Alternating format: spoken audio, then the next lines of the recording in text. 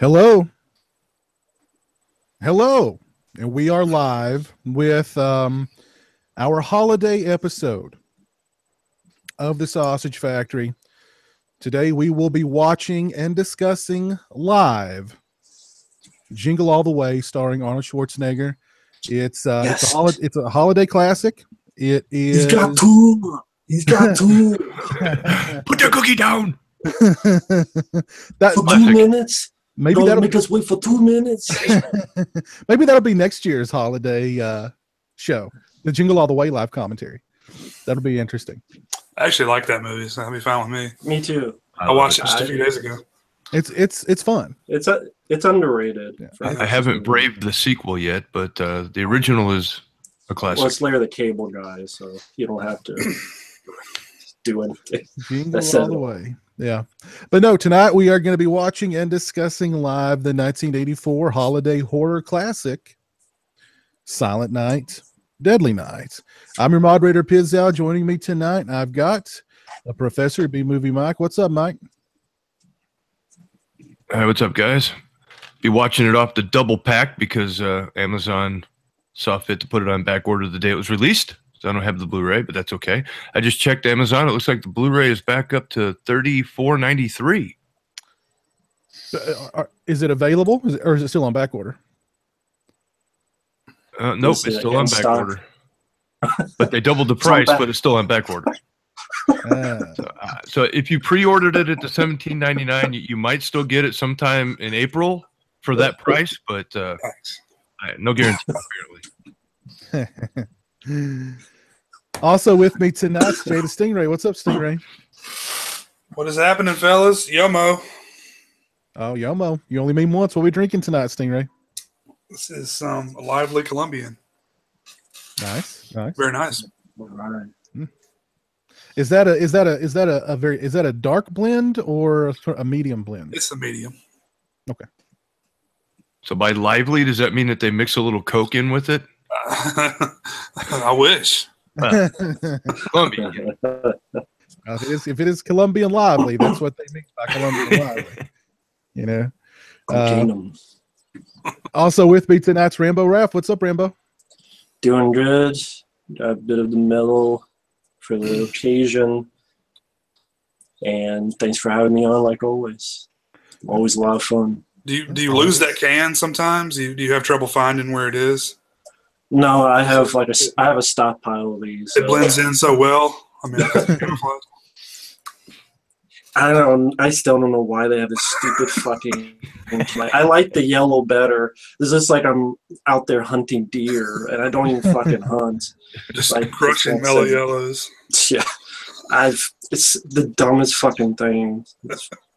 Just make it yellow or make it like the old school. Fuck. I like. Yeah, stupid fucking woods. Like what? This don't taste like trees and branches or something. Like I mean, don't taste like leaves or wood? Why the fuck is it? I don't even understand the logistics of it. Fucking whatever. As long as it's got that sweet. That was good. Yellow in there. Smooth. There you go. Smooth as silk, baby.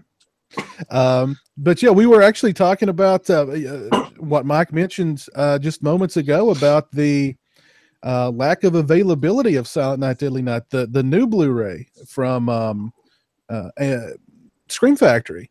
How people who pre-ordered it, like the moment the thing went live on the 5th, it was immediately on back order.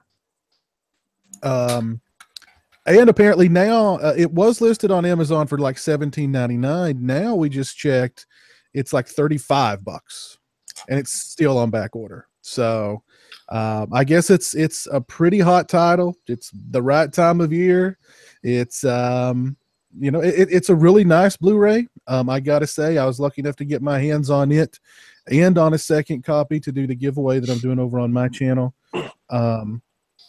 It is a very nice Blu-ray. If you're a fan of the movie, it is a very nice Blu-ray to own. That is for sure. So, yeah. And Mike dropped out. He was having some technical issues. He'll hopefully hop back on here momentarily. Yeah. But Rambo, Stingray, how have you guys been? Good. Been doing good. Go ahead, Jake. I've just been tending my wounds since last week. And I can tell you one thing I did not watch was any Lethal Weapon movies. And I will not for quite a while. Actively boycotting Lethal Weapon this holiday season. So This guy watched Die Hard 5.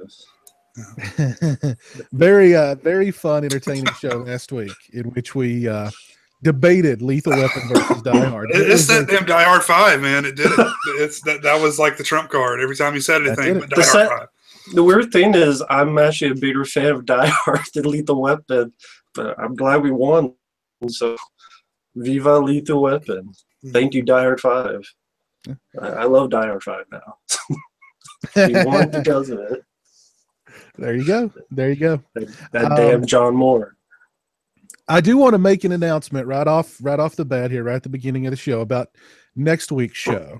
We had anticipated taking the rest of 2018 off after tonight's show, but we're going to do a show next week. We're going to do a special live commentary marathon of Beverly Hills Cop and Beverly Hills Cop 2 for our buddy Ork. And now some of you guys out there probably know that Ork has had some health issues that have limited him being on the show.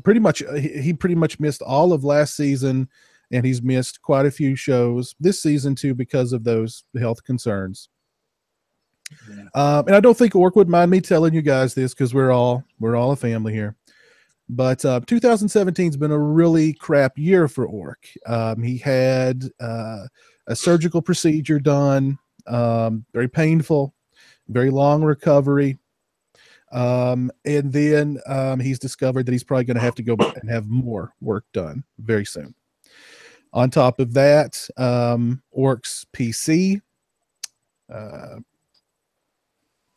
broke. His TV broke, and his dog passed away. So this has not been a very good year for our buddy Ork.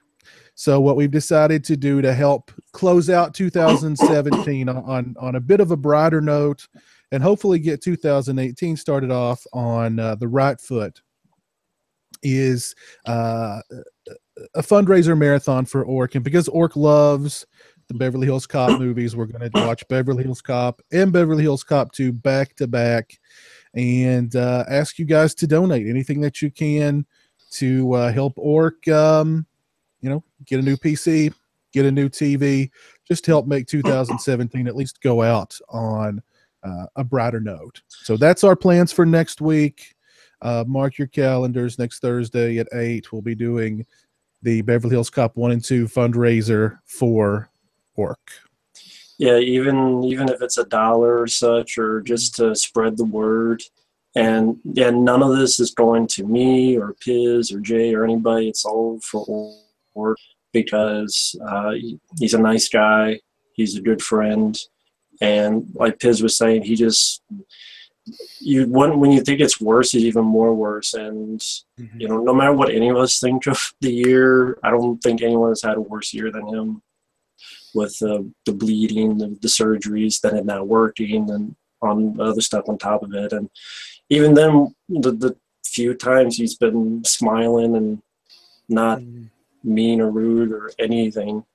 So just anything would, definitely a good guy. So yeah, absolutely. Anything. Keep him in your thoughts. The holiday season too. He needs it. Yeah, absolutely. Yeah, absolutely. So that's next week's show. Mark your calendars. Beverly Hills Cop 1 and 2 live commentary to raise some funds for our buddy Ork. But Stingray, Rambo, have you guys seen any movies since last week? Go ahead, Rambo. Yeah, I've seen a couple that I see before that, but I didn't mention, and some I saw this week. I saw The Hitman's Bodyguard, Happy Death Day, Cold, and It. So I saw those 4 movies. What did you think of Happy Death Day? It was okay. The positive, I would say, is the lead actress. I think the lead actress did a good job. I don't think it needed to be PG-13, so it felt kind of wimpy.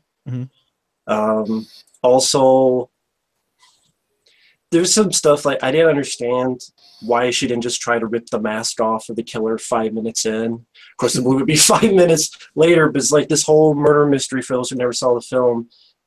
This day she repeats the day over and over again.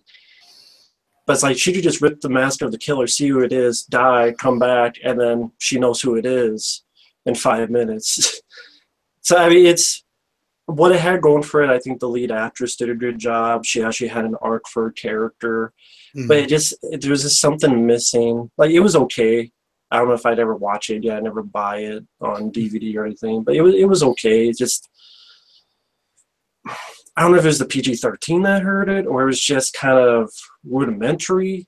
If you've seen a slasher film, it's not like any of the scenarios was that. Like I've never seen that before. I mean, it's a cool premise, but I mean, I could see that premise being done better. But I can't say it's an awful movie. It was kind of in the middle. I think if it wasn't for the lead actress, I probably would have thought worse of it. But I thought she did a really good job with it. Yeah, I'd agree with that.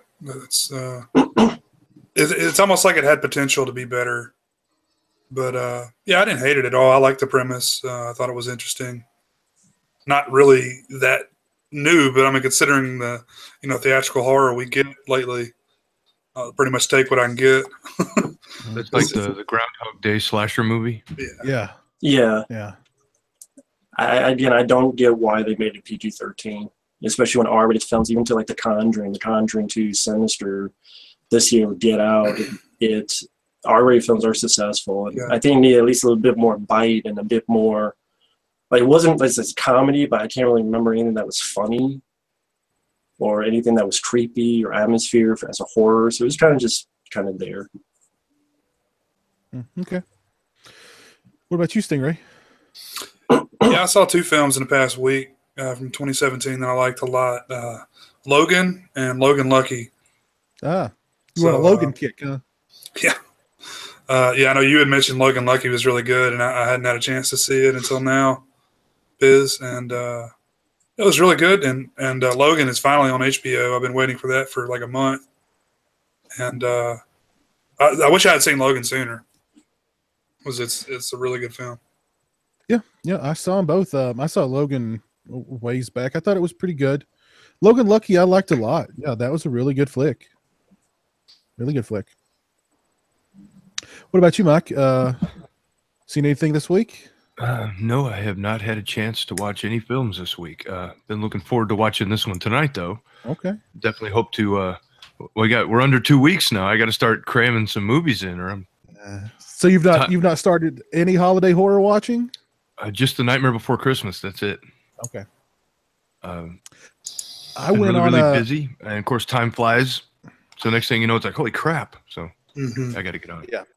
Yep. I know that feeling. I actually went on a big holiday horror spree the other day. I was trying to find a good one among a bunch of holiday horror movies that have been recommended, like Better Watch Out, which I've heard a lot of people say they really like that movie. I did not get into it. I didn't dig it. I watched Saint, which is the Dick Moss movie. I thought it was okay. What else did I watch? Seems like I watched one other Christmas movie that I didn't like. I don't remember. But I did watch a movie called Mercy Christmas, which was actually pretty good.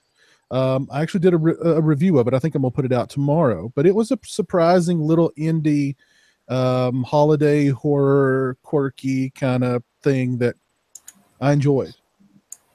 And I've gone back and I've rewatched Black Christmas and I've rewatched Silent Night, Deadly Night, and I'm sure I'll hit up Christmas Evil and probably Silent Night, Bloody Night before the end. So yeah, there's a couple. Don't Open Till Christmas. I got to watch that. Of course, I got to watch Silent Night, Deadly Night 2. Oh yeah, of course, yeah. Maybe try to get it's been so long since I've watched Gremlins. I've been kind of thinking maybe I'll give that one a shot. Just to be different. Yeah. Of course, Scrooged. Got to watch that. Got to watch Jingle All the Way. There's just so many. It's like, oh my god. Yeah, yeah. Which actually picked up the Scrooged Blu-ray. man. They had it on Amazon Black Friday for like $6 or $7, and I was like, I gotta get it. So It's it should be a classic anyway. yeah, I love it. I love it to death. I love it to death. Have you guys seen one called Two Front Teeth? It's a No. Christmas horror film. First time I've heard of it. It's I've been trying to find it. I can't seem to find it anywhere. It 2006. There's a one on Netflix called Red Christmas or something like that. Oh, don't know I if saw that. I forgot. I saw that. I couldn't get into that either. That's the bad one you couldn't think It was so memorable. It's every character in the only halfway sympathetic character in the movie is the killer. Everybody else in the movie sucks. Like they're just horrible people. Well, except there's one character who has Down syndrome in the movie.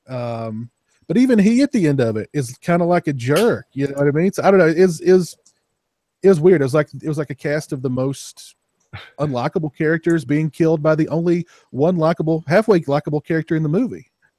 So I don't know. I didn't get into it. What about To All a Good Night? I know you've seen that one before, Piz. Yeah, is that the one that's directed by David David Hess? Hess? Mm-hmm. Yeah. I don't remember a whole lot about it. I don't remember it being very good though. Yeah, I don't remember much about it either. What about the remake of Silent Night, Deadly Night? Oh, Silent Night. Silent Night. you mean Silent Night? Mm-hmm. I've been wanting to check that out. It's kind of a remake, kind of not. I mean, I think it started out as a remake, and then they kind of took it down their own thing a little bit. The first time I watched it, I hated it. Hated every second of it. And then the second time I watched it, I was like, "Oh, this ain't bad. You know, it's fun, over the top, you know, bloody, gory body count slasher movie." So I liked it a lot better the second time around. Cool. I'll check it out. Black Christmas remake. Oh no. That one too. I've kind of warmed up to it a lot over the years. It's not one I watch every year. I have warmed up to it just a little bit, but it's definitely not one of those perennial, you know what I mean? Right. Watch. He has jaundice. That's the big. He's orange. Yeah. There are some things I like about that movie, but I can't watch it. I can't. It's kind of there's things I like about it, but at the same time, it is, you know. I much rather have the killer unseen and unknown and in the background instead of, you know, the twins of terror that we got that were not terrifying. They were just, horrible. I had fond memories of that film from seeing it in the theater, and I hadn't seen it since. I watched it last year, I think, and it doesn't hold up as well as I thought. So I saw it in the theater when it first came out. I'm pretty sure it was a pretty empty theater. And I remember walking out of there just being like, "Oh my God," you know what I mean? I was disappointed because, you know, it was the creative team behind it had worked on the X-Files and Space Above and Beyond and a bunch of TV shows in the 90s that I really, really enjoyed. So then I was like, oh my God, really? I saw it on Christmas Day, and I don't know if it was my belly full of sushi or what, but I was just in a good mood, and I was just enjoying it, and it's just not as good as I remembered. Are you a big sushi guy, Stingray? Oh yeah, that's our big tradition on Christmas Day. Mike, Rambo, are you guys sushi guys? Ooh. I'm not. No. Always wanted to try sushi. And but I never took the leap. And a buddy of mine was like, try the California roll. If you like the California roll, then go from there and try sushi. If you don't like the California roll, then you're not a sushi guy. So I got the California roll and I ate about half of it, and I was like, it's different. It's not bad, but it's not something that I would eat on a regular basis. But I did try sushi, so I'm proud that I tried sushi. My girlfriend was like, I can't even watch you eat that. You know what I mean? Like, I can't even watch. Well, California, it's not raw fish in California roll. It's what, crab? Oh, it's not. Is it not? I thought it. Yeah, I think it's crab. Oh, so I thought it. So it's not even raw fish. No. Oh, well then I got Most- shipped. And most of it's not. It'll usually tell you what's cooked and what's raw. Like I get all kinds of crab and cooked fish and stuff like that. I don't really eat a whole lot of like sashimi or anything. Oh, okay. Okay. When I've So tried it, sashimi is the raw stuff. Yeah, it's basically just like a hunk of rice with a huge like piece of raw fish on top of it. That's basically what a lot of sashimi is. Okay. Okay. It looks similar, but usually the rolls. I mean, sometimes they have raw fish in there, but generally not. Okay. Well, see, I was like patting myself on the back, like I eat raw fish, and I lived through it. I kind of, it was okay, you know what I mean? But now it's like I've discovered that wasn't raw at all. And I'm like, damn, now I've got to go like, oh man, I got to tell him to put the head on it. Put the head on it. You need to try the eel and the octopus and the squid and all that. That's where it's. I've had the what's the appetizer? That's the squid. What do they call it? Calamari. Calamari. Yeah, I've had calamari. I tried it. It was really good. Do you eat the little octopuses that are still alive? No. These were like deep fried, breaded. It was really cool because I mean, like you'd get the crunch, but then you'd get the chewy under the crunch. So I guess the proper term would be octopi. Well, I don't know. I see these crazy people with the chopsticks. They're like fighting the little damn thing, and they're like shoving it down their throat, and it's trying to crawl out. And I'm just like, oh, yeah. I'm not. I want it to be, make it dead. Then I'll. You say I'm an asshole for eating a cheeseburger. Holy shit! They're all about it, man. They're supposed to be really good when they're still alive like that. Oh. I can't. Yeah, I've seen that too. Like they'll stuff it down their throat, and then the tentacles will shoot out their mouth and like grab their cheeks and like try and crawl out, but they're chewing them. It's like, ugh. That's like somebody. I was having a conversation with somebody today about crab, and they were like, have you ever seen how they boil a crab? And I said no. And they go, well, they just throw the crab in a big pot of boiling water, and the crab tries to crawl out, and they have to like beat the crab to get it to stay down in there, or like hold the lid on it so the crab won't crawl out. I mean, because the crab's trying to get the hell out of there. They do the same thing with the lobster too. If you pick a live one, they just throw it in the boiling water and it screams until it dies. Mm-hmm. Yep. They used to say, oh no, that's not it screaming. That's the sound of its scales or something. It's like, no, that's the lobster screaming because it's being boiled alive. You know what I mean? Lobster is good though. I'm not going to stop eating lobster or crab. No, can't do that. No. Nothing like a good juicy crab cake. You know what I mean? Oh man. Or a buttery lobster tail. Mm-hmm. We should be having this live comment. We should be having this commentary at Red Lobster. There you go. You know what I mean? Just be cracking crab legs the whole time and eating cow. That'd be funny. Are you a big seafood fan, Rambo? I like Long John Silver's, and that counts. But okay. I don't think I've been to a Red Lobster. I'm if I go fast food, I'm more like a Burger King, like McDonald's guy. So, okay. But I mean, I don't eat food. I don't mind shrimp at Long John Silver's if that counts. So. Okay. I like Long John's. I only get to go to Red Lobster like once a year, but I enjoy it. I used to go to Red Lobster with my buddies all the time because we'd go up there and we'd hit the liquor barn. We'd stock up on liquor. Then we'd go to Red Lobster and eat seafood and drink liquor. So yeah, that was our yeah. That sounds like perfection to me. Yep, that was the trip. You know what I mean? Liquor barn, then Red Lobster. So, but yeah, that little food, derailing. We go off topic and talk about food. That's for Orc. That's an Orc right there. So. Are you guys ready to get this party? Well, I did want to ask you guys one thing because I've been asked this by a couple of different people today about Disney buying 20th Century Fox. Any thoughts on that? Are we excited that X-Men will finally join the Marvel universe? Do people really understand why they did it?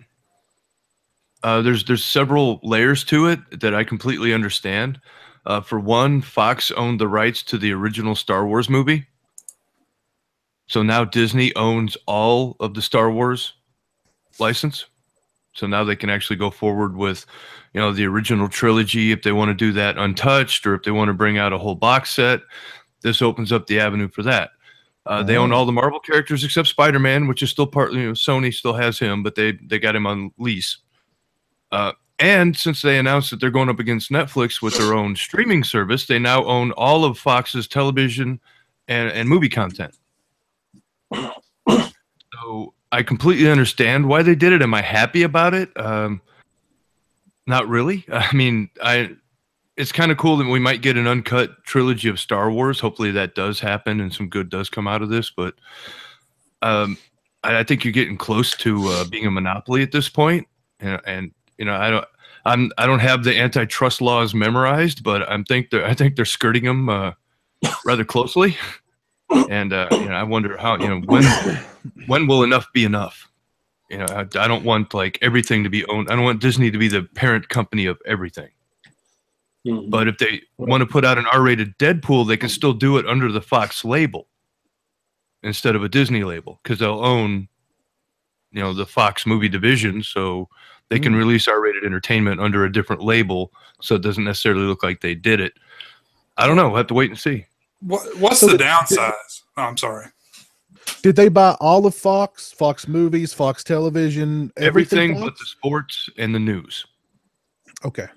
So yeah, they own Married with Children. Even they don't want Fox News. And they own The Simpsons. They own Married with Children. They own all the Fox stuff. Well, can you imagine what Disneyland's going to look like within the next few years? I mean, they'll have all that. They'll have, they'll have, of course, the Star Wars will be enormous. The Marvel area will be enormous. Then they'll have like a Simpsons area. Then they'll have like, Disney. I mean, pretty soon Disney's going to be like, everything will be a division of Disney. Universal's like, damn it, now we're gonna have to write out another royalty check. Yeah, well, pretty soon it'll be Universal Studios, a division of Disney. Pretty much. Yeah. I mean, so I like competition. I think it makes the marketplace stronger, drives down prices, gives you more, choices, which is always good. You don't want one phone company, one cable company, because then you pay what they charge, or you don't get the service, and there's nothing to make them good, because if they're the only game in town, then it doesn't have to be quality, right? Because you don't have a choice. So Disney absorbing everybody like the Blob kind of worries me a little bit, from that standpoint. But from their standpoint, I kind of understand it. But then you look at here, I live outside the gates of the Magic Kingdom. They had a big strike looming between several labor unions trying to get their employees a raise, right? Well, they basically gave them pennies on the dollar from what they were asking for, but yet they spend $54 billion to acquire Fox. Like, if you got that much cash to throw around to acquire, Fox, then maybe you could give your people a couple extra bucks an hour, So I don't know. It's a multi-faceted problem. It could be good, could be bad. I don't know. Future will tell. I mean, from what I was hearing, it's basically the streaming option is what kind of drove this. Disney's planning on making like this huge streaming site, or maybe multiple, for their different, things that they own. Yeah, so they have all this content outside of their own, and I think they also own Alien. Mm-hmm. So, 20th Century Fox. Yeah, and Predator. All that shit now. So yeah. But wow. I mean,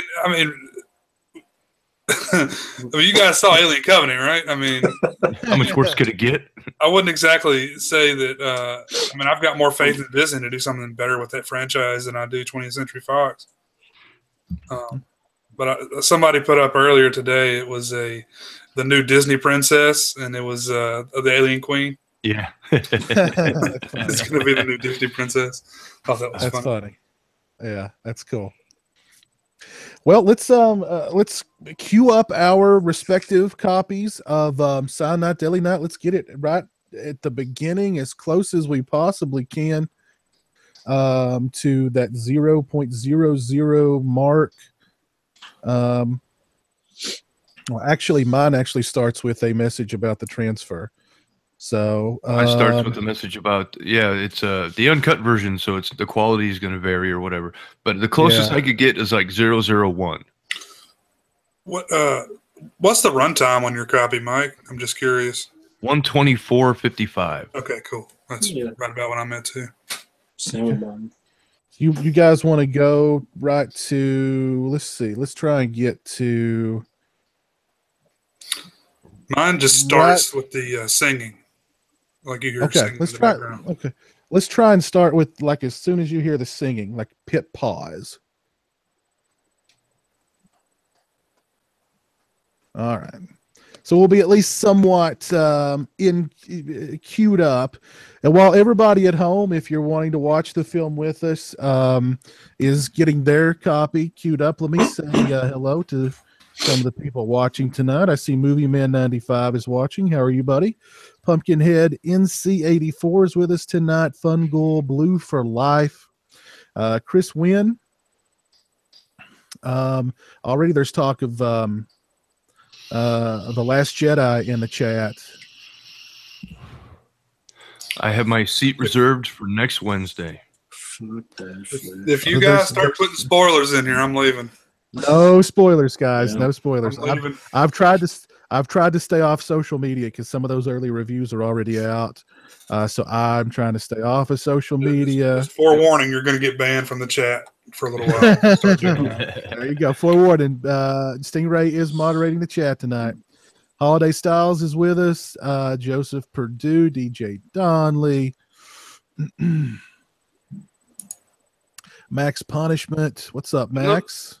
Those spoiler fuckers, man, they're sneaky. I'm watching a video 2 years ago after The Force Awakens comes out. It's not even anything to do with movies. And somebody in the comment section is like, Han Solo dies. That was their comment. Yeah. I was just like, what kind of random trolling is this? This is bullshit. I'm just going to go around to all these different videos and put spoilers in the comment sections for no reason. Yeah. Whatever. Let's see. Jack Craven's watching with us tonight. What's up, Jack? Charlie Chalk is watching with us tonight. What's up, Charlie? Charlie wants us to do a commentary for The Room. I'm down. I do want to see The Disaster Artist, and I do need to go rewatch The Room because it's been a long time since I saw it. I do remember it being interesting, to say the least. Lisa. I did not hit her. I did not hit her. Oh, hi, Mark. That was perfect. Yeah. You're tearing me apart, Lisa. Yeah. We do have. We've got somebody in the chat giving spoilers already. Chewbacca is Darth Maul's father. Ban that person. You're banned. Ban that person. ORC 14566. You are banned, sir. Get out of here, troll. All right. You guys ready for some Silent Night, Deadly Night? Sure. All right. We'll count down in 3, 2, 1, and punish.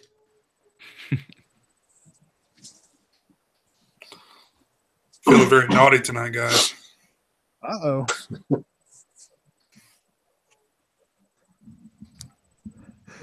I love how the movie starts with the that little girl singing.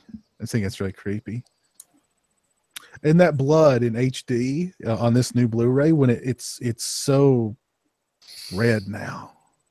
Such a nice red. But this is almost one of those movies that I don't know. Watching on VHS, it just seems appropriate. It's not a movie that is supposed to be. I mean, I'm sure on Blu-ray it looks amazing, and I'll eventually get one if they ever make more. But I don't know. There's something. The cheap quality of the film just fits VHS so well. Fits that grainy old VHS that's been watched and rewound a million times and has those lines in it, and you've got to track it, fix the tracking on it, you know. Yeah, there's something about that era, man, you know. And that old, you know, I actually went on eBay the other night and I was trying to see if there were any listings for the old big box VHS of Silent Night, Deadly Night. And Could not find one. Yeah, and I think that's part of what's lost on the new generation about these films is that it was kind of like you had to be there type of moment.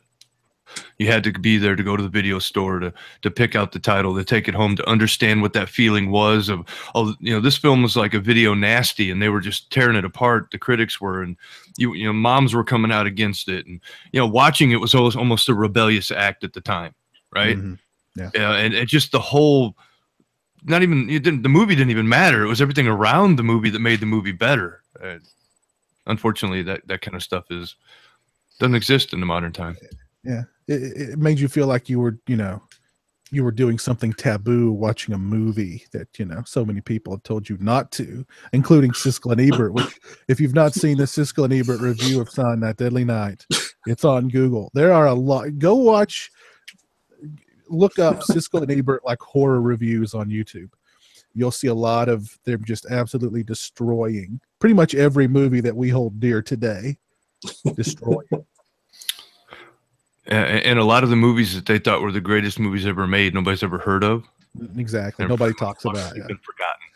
Yeah. I actually went and watched their review of Part 5, Friday the 13th, Part 5. And at one point, Siskel goes, "I'm thinking really hard of just spoiling this movie for everyone right now so that they don't need to go and see it." Luckily, he did. But I'm thinking, what such a dick, dude. You know what I mean? I don't want to speak ill of the dead, but come on, dude, get off your high horse. But they gave Speed 2 2 thumbs up. Come on, man. There you go. Well, there you go. Speed 2 Cruise Control 2 thumbs up. Yeah. I've always said that those two guys are what made me want to do reviews of my own. Yeah, definitely. Because I disagreed with virtually everything they said all the time. So if they hated a movie, that was a guaranteed stamp of approval. I was going to love it. So I would watch their show. Oh, they hate that movie. I'm going to go see it. Well, what used to be, if you guys remember on IMDb years and years ago, they used to have a little section where like there was a Leonard Maltin review. Yeah. And every horror movie, Leonard Maltin just destroyed it, like 1 star, run of the mill stalking / garbage, 1 star. You know what I mean? That was every review. Occasionally, at least Ebert would have, I don't know, a moment of weakness where he would rate a movie based on its entertainment value rather than its, merits as a piece of art. Siskel always thought he was in an art exhibit or something. I don't know. He's looking at brush strokes. I do credit Roger Ebert. Like, I'm looking at my poster of Leviathan. He actually gave that a thumbs up when I saw the review. That surprised the shit out of me. He would occasionally come down off his high horse and recognize something as an entertainment. Yeah. And they did defend the Star Wars movies when other critics were calling them basically, crap child product. They kind of occasionally would understand something, but when it came to horror, no chill whatsoever. Yeah. But it's like, you gave Cop and a Half a positive review. Burt Reynolds. Wow.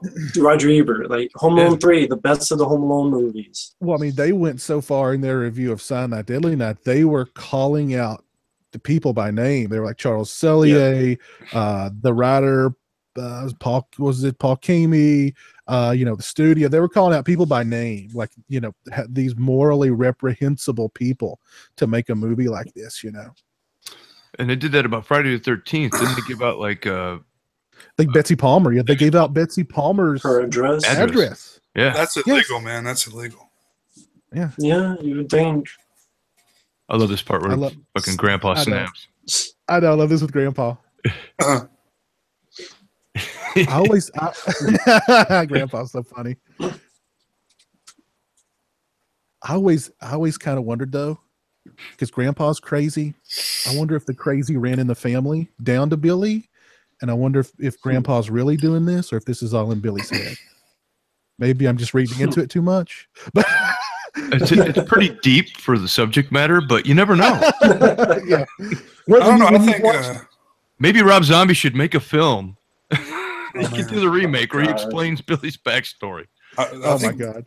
Billy's pretty stable emotionally, don't you think? Pretty stable guy. I don't think it was Grandpa. Maybe it was watching his mom and dad be murdered by a guy in Santa Claus suit. Maybe did the damage. That'll do it to you, I think. Maybe it was a combination of Grandpa scaring the shit out of him. Grandpa's a dish. We should Count how many times he says naughty. You got it wrong, Grandpa. That's Krampus. That's not Santa Claus.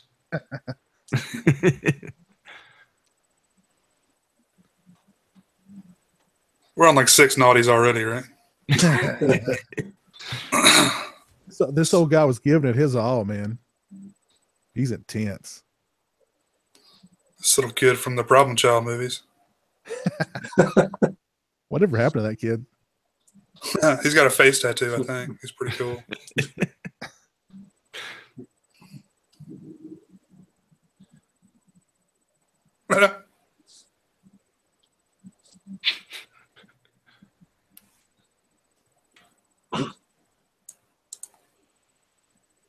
He snaps right out of it. He's back at Comatose Grandpa.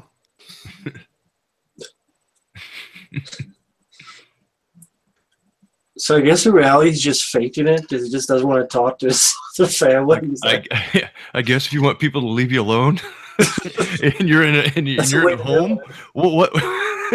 Not many other approaches to the problem. I think. There you go. Just be catatonic. If I stare off into space, maybe they'll go away. Oh shit.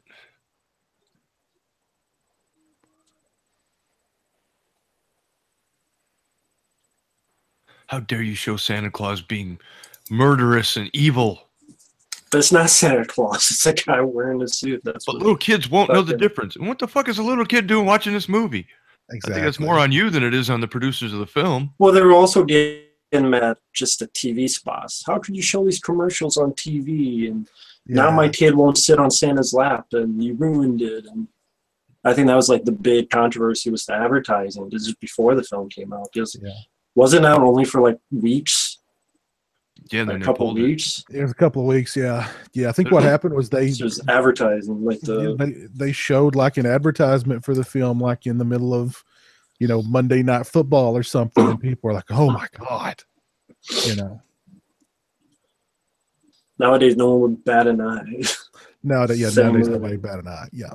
No, they show more graphic stuff on Sci-Fi. Yeah. It's like, oh my god, there's Janet Jackson's titty or whatever in Super Bowl. Now it's like, that's fine.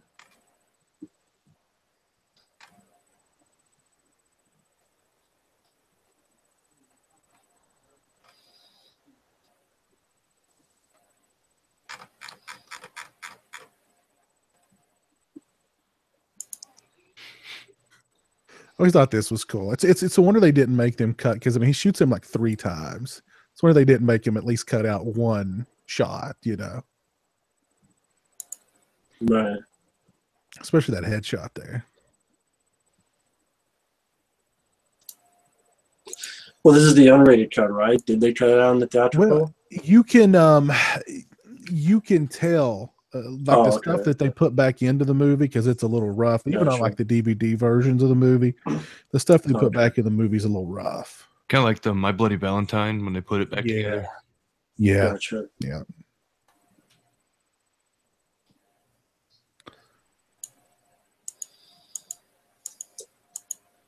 I don't mind this film, but this is probably only the second, third time I've seen it. I didn't grow up with the movie. I saw it much later because I had heard about it, but I can't say it's a film I grew up watching. And then it's probably like maybe the third time I've seen the film.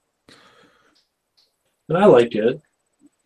Definitely better than 3 or Do you guys 4. Do you guys think it would be as memorable without all the controversy that surrounded it? Well, I think, inadvertently, all that controversy to keep people from watching the movie. The controversy is a huge part of the movie. Like on the commentary track for the Blu-ray, on all the DVDs, when they've had interviews or, whatever. There was an extra that's on the DVD that's made it through to the Blu-ray today about the, what's it called? Santa's something outrage, and it's like clippings of like horrible reviews and quotes from like Santa's stocking of outrage. There you go, like quotes from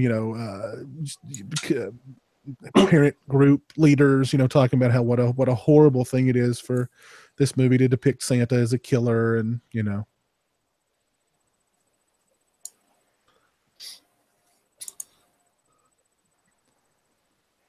Tipper Gore takes a break from stepping on like Naughty by Nature CDs to go talk about this movie. There's one funny quote from Mickey Rooney, who's like, he's like, I totally support free speech, but doing this to Santa is outrageous. And then of course, he stars in Silent Night Deadly Night Part 5, years later. I thought, it's fun. Oh, the best one, yeah. The best one, exactly. Yeah, the toy maker.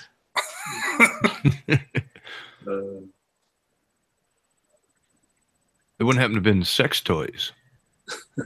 Well, oh, here we go. Well, there is someone's name is Pedo. In Silent Deadly Night 5. Sure. The guy's name is Pedo. Yeah. I'm not even kidding. That's really subtle, as in pedophile.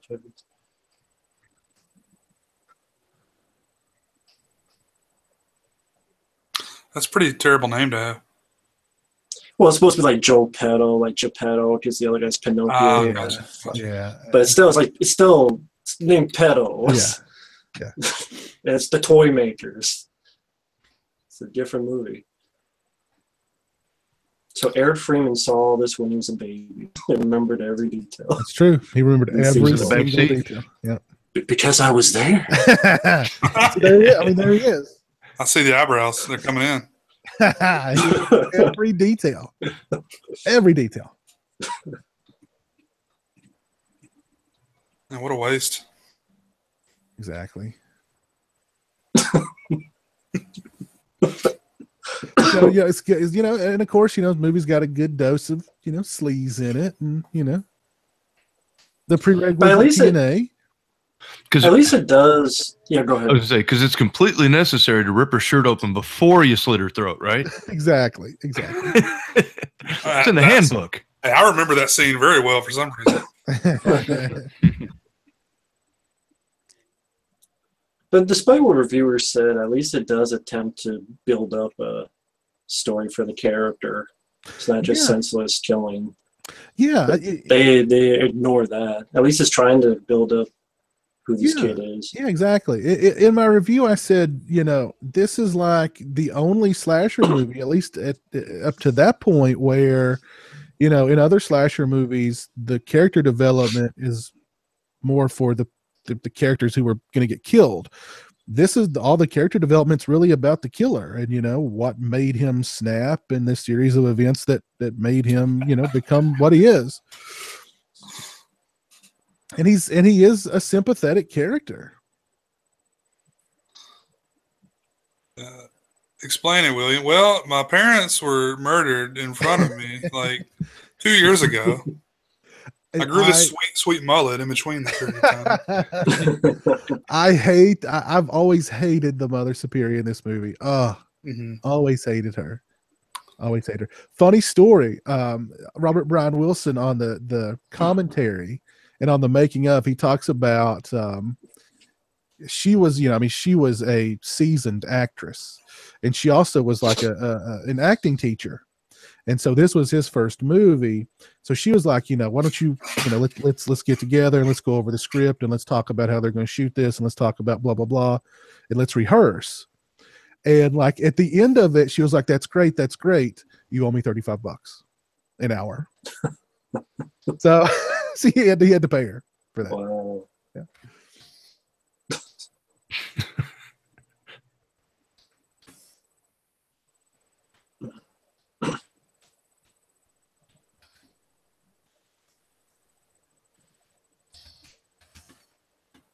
I remember my 4 years in a Catholic school. My goodness. Yeah,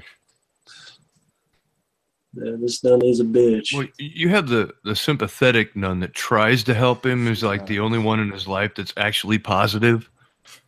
He tries to be the buffer between the bitch nun and him. Because that actress, man, she sells it. Mother Superior. I've seen her in other stuff. She looks familiar.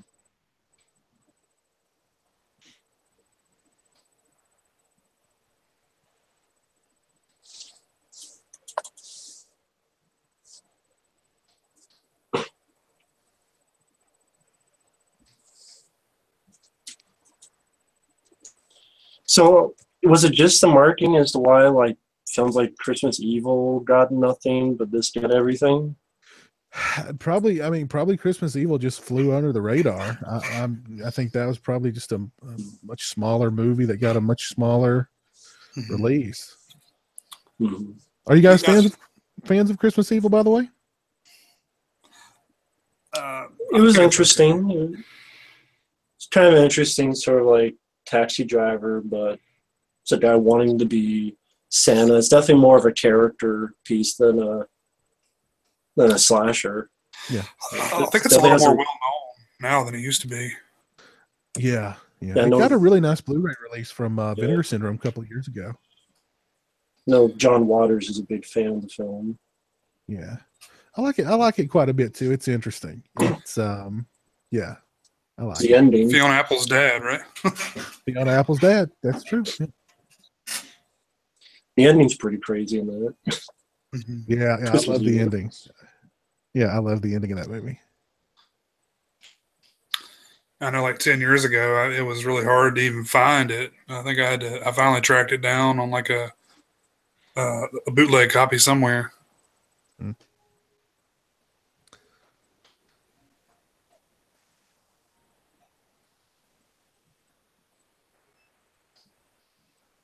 And poor Billy just can't catch a break. Just can't catch a break. Yeah, why did she beat the shit out of him for this? He didn't do anything.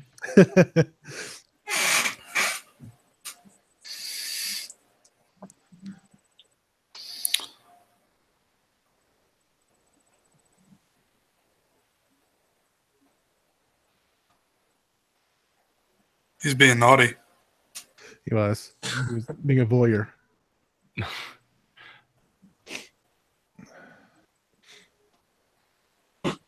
I think he was just being a normal person.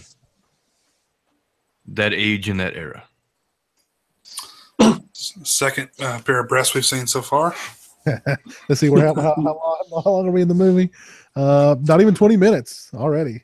Uh-oh.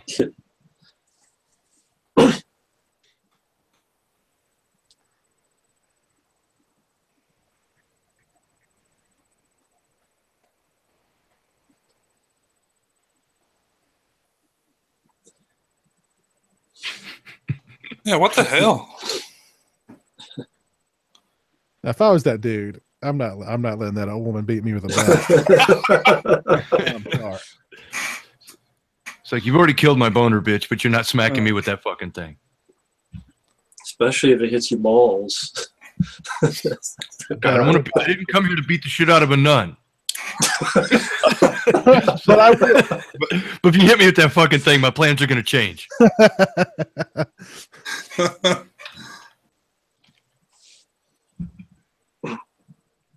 Actually, the Mother Superior, she was in Predator 2 and Universal Soldier. In Predator 2, she was the doctor looking at the little thing, medical examiner. Mm-hmm. And in Universal Soldier, she was Van Damme's mom at the end when he goes home to his mom and dad. That's where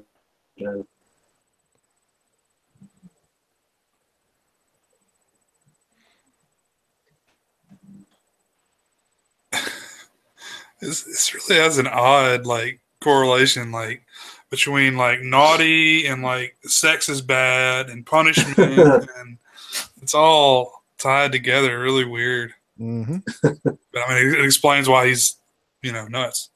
Yeah.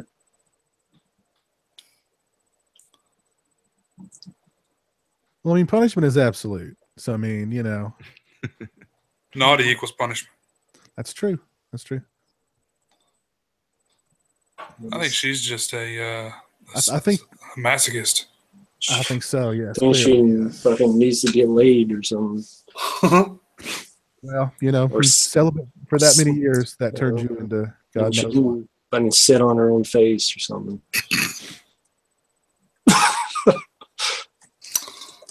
And she's just old school. That's all. Old school bitch. Yep. Spare the rod, spoil the child. There you go. Playing by his Yogi Bear games. I will beat the naughty out of you.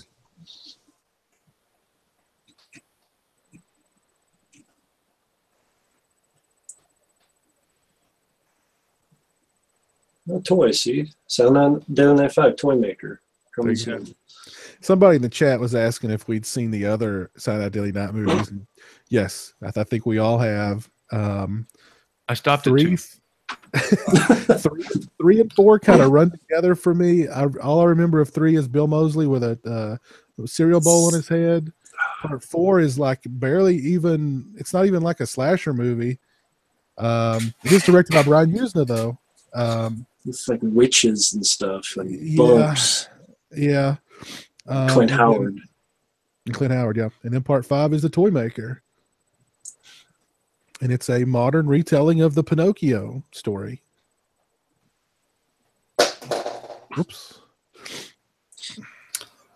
Not only Yeah, I two- still need to see 4 and 5. 4 and 5 are on my list for this year. I only like the first 2. Could not get other ones. Yeah, same here. I know you don't mind 5. I don't mind 5, but it's not. Yeah, it's definitely not. 3 was Not not big good. ones. I can tell you that much. I watched 3 last week. 3 is not good. 4 is 4 is not even a Silent Night Daily Night movie, really. So Except I guess And at one Clint part where Howard's character is Ricky, Clint Howard's Yeah, he's character named is Ricky. yeah. which I don't know how. I don't know. I don't know. It's like, well, we gotta make this a 4, so just fucking put that in. Yeah. Well, and part 5 was directed by the guy who is now like Quentin Tarantino's cinematographer. He's used on every movie. So Wow. Yeah. Not a bad gig. not a bad gig, no. And I'm And sure at one I'm part sure where he runs out of his bedroom and he's standing by the stairs, and then Mother Superior puts her hand on his shoulder, and he turns around and she's standing there. Damn near looked like Angus Scrim. I expected, boy. Holy shit, is that the tall man's sister? That's what's going on. that's what did it. Where are the Jawas? She kind of cracked a smile there for a second. Holy humanity.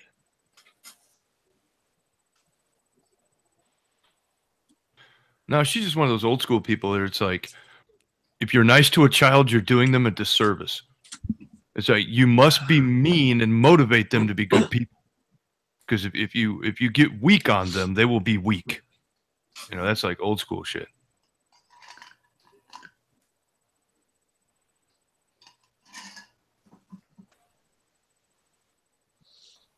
So Jay, you're a big fan of 3, huh?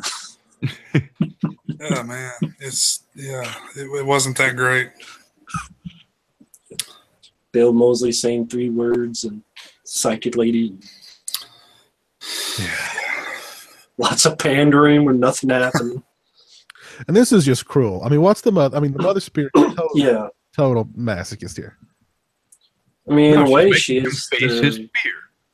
The only way main you true villain. these are old school concepts. The only way you can conquer your fear is to face it. You must face the demon that scares you before you can get past it, right? Old school shit. No mercy. I'm telling you, he's got a hell of a left cross. You know what I mean? He might be little, but he, Take he can that, pull- punk ass claws. I'm out. So would you He say knows she's there's an ass really? whooping coming. He's like, fuck. Would you say she's really the main villain? Yeah. Yeah. Yeah. Leave the fucking kid alone. He saw his kids die, you bitch. Punch her in the face.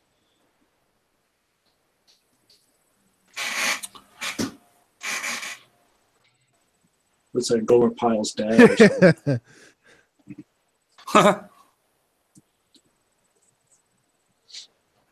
Wow, he really does. Well, golly. Well, golly, sister.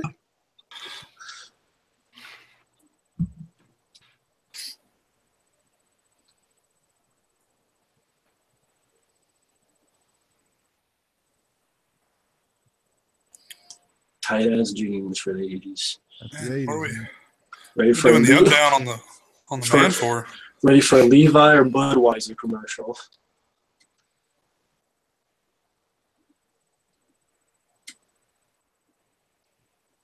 So this dude's homosexual, right? Like he just gave that dude the up down, and now he's going to hire him. I mean, I'm just throwing that out there. Well, Naughty. I mean, it seems implied that way. I mean, he did give him the old up down. Whoa, anything to help the church. Ooh, buddy. Yeah. Yeah. Would it also help the church if I invited him to move in with me? I've got a spare bedroom. It's my actual bedroom, but he can stay in there. It's a twin, but we can share it.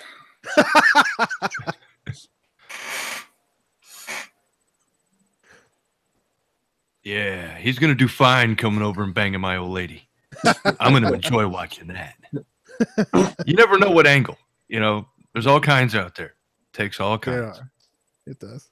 I also love this song here. Just, you know, the warm side of the door.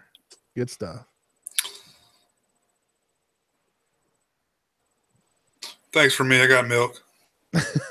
I'd like to have some of that those Star Wars things there. I'm sure those things are worth a mint man. these days. Return of the Jedi, yeah. I just want to pause and look at all the toys. Yeah, Jabba yeah, the me Hutt. too. Yeah, like that Jabba the Hutt action Hutt set. set in the box today's probably 15,000. Oh man, yeah. You could retire with all that stuff.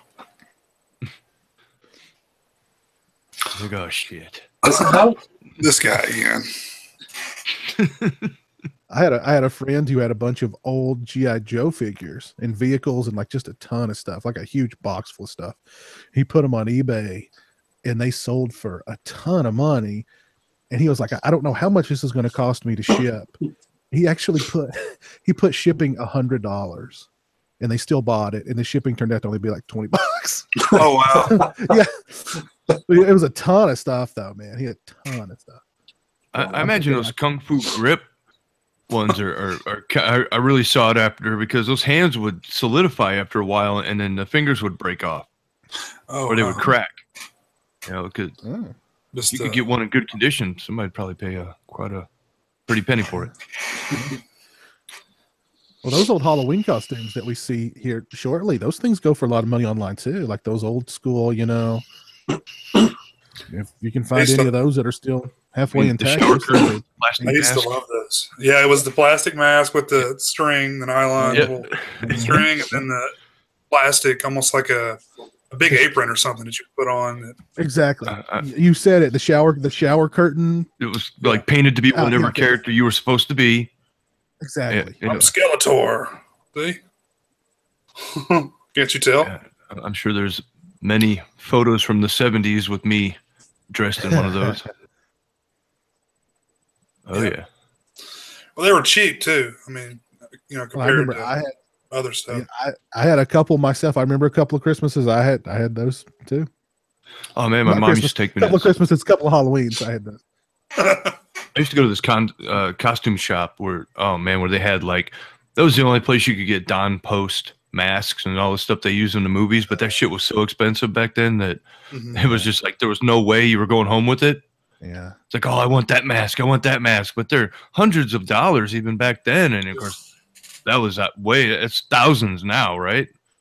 Yeah. You think about the difference in money, and there's no way a little kid's going to get a $250 mask in 1980 or 1978 or whatever for Halloween. But I remember the smell of those places, and you know, all this stuff is gone now. And if you want a costume shop, you just go online, but it's so, I don't know, something visceral about visiting the physical location. Yeah. Yeah. I was just looking, they had a Kroll game back there. Yeah, I saw that. Wow. Uh-oh, someone's being naughty. Uh-oh. And do they need to linger on the hairy butt crack? I mean, come on. Can we speed this pan up a little bit? That's just start like there and then keep moving up, you know. All right, so for fair game, okay, fair play. Okay, this is the third set of titties, so I guess we got one man ass for every third set of titties. Okay, I guess that's an acceptable ratio. Well, let's not get carried away.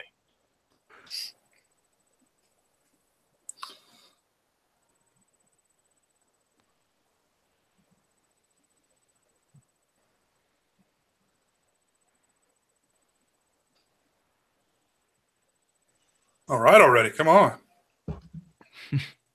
Yikes. Naughty.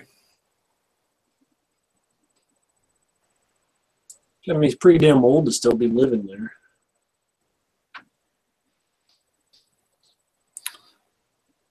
He's probably what, close to 20, maybe?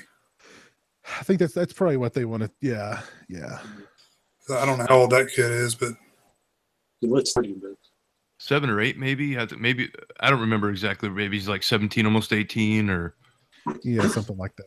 Yeah. and the good nun is trying to get him out by getting him a job and getting him. No, you need to get the fuck out of here. Here's the job. Yeah, exactly. Get away from this crazy nun. Get away from this old cunt. Go. Maybe as the good nun, she'd be like, get the fuck away from things with Santa Claus. You know, go work at McDonald's or something. That fucking toy store. Especially around Christmas time. can he work somewhere where he never sees a breast? Because if he sees bare breast, he might kill some people. The combination of Christmas, bare breasts, And Santa it's gonna Claus. send him right over the edge. Exactly. Yes. And if Santa Claus and breasts are in the same room, somebody's gonna die. Somebody's gonna die. And of course, don't forget this guy put some booze down him, so I'm sure that facilitated the breakdown as well.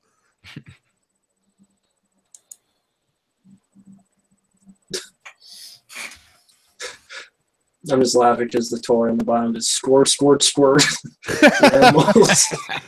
skirt, skirt. That's funny.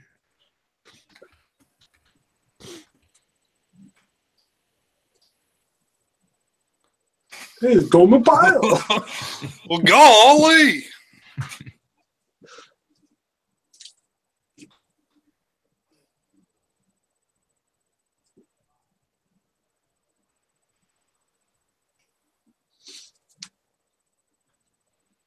I think maybe the final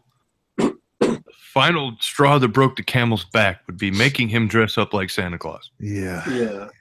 I think then he became embodied and felt responsible to carry out the duties of what he saw Santa doing.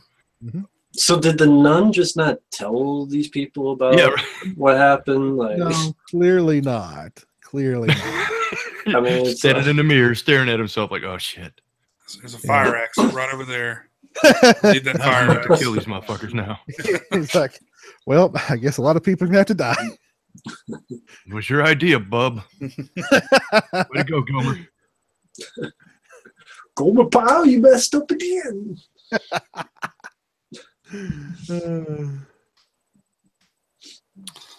Now, if my daughter was sitting on a Santa's lap and she was squirming that much on his crotch, I'm getting her off of there. You know what I mean? Right. Just Yeah. just stand next to him. Yeah, that's good enough. Yeah, there you go. You never know anymore. Just Yeah. Just write it on a piece of paper and I'll hand it to him. Santa Claus, I want to see your hands at all times.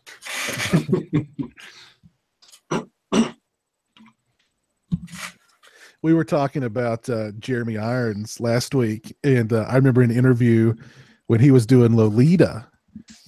Dominique Swain was really underage when they were making that movie, and there was a scene where she's like in his lap, and they said that for him to be able to do that scene, he had to sit like on his hands.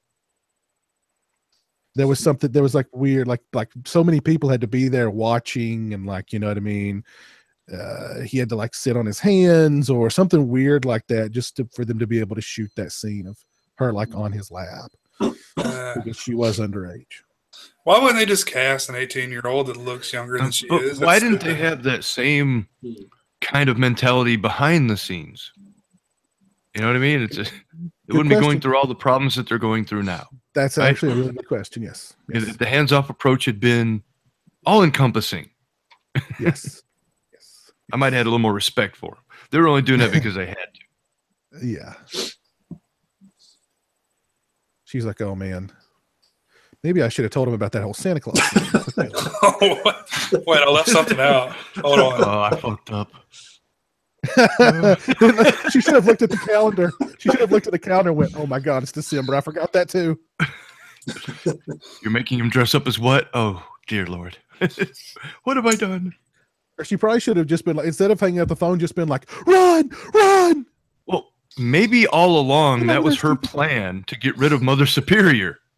Maybe that was. Maybe she told the guy, hey, he loves Santa Claus. Make sure you dress him up like it. And then send him home.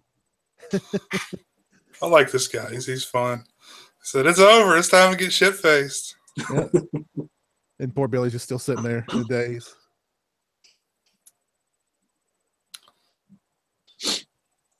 They got the chips out. They got the booze out. What kind of booze is that? Is that some J&B? Is that some scotch or what? I think so. I said bourbon.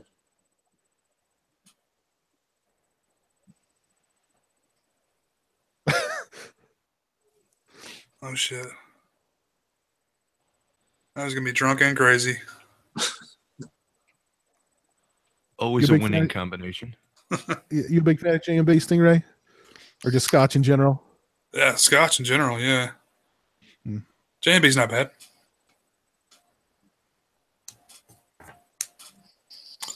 Go for the Johnny Walker. Good stuff. Hmm.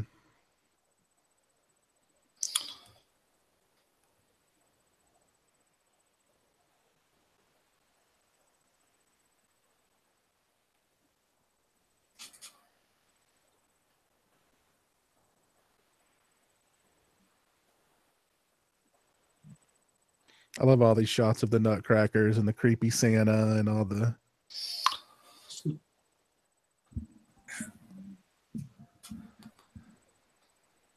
It's really edited together well too. Yeah. I mean, this is definitely better than some of the other shit that came out later, like Santa's Sleigh. And you can tell there's actual effort to make a decent flick. I mean, they're trying to be Halloween, but budgetary problems and this, that, and the other thing maybe, and subject matter and the reaction to it may have held them back. But I think the first film's at least a quality effort. Yeah, whether you like the film or not, even critics who are like, it's a mindless slasher, you don't have a build-up for 40 minutes. It's just a mindless slasher. Yeah. Even with Gomer Pyle, you're drunk as shit. Yeah, it's hilarious. They're dead. Oh, God, I'm sorry.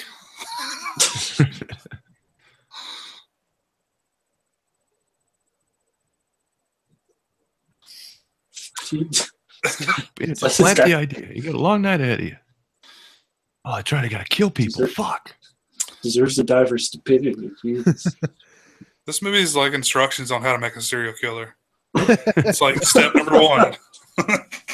Really Childhood traumatic trauma. shit. Yeah. It definitely does that better than like Rob Zombie's Halloween. I'll tell you that. That's for sure. That's for sure. It just tells you that poor people are prone to being serial killers. And fuck. Say fuck like 57 times 10.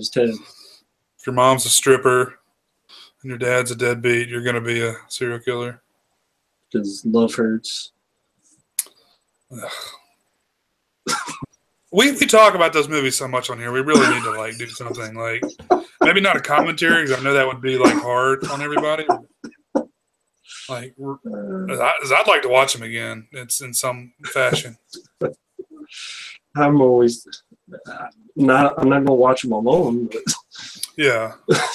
Yeah, I couldn't watch them alone. Somebody'd have to watch me, or else I'd be. Put you on suicide watch.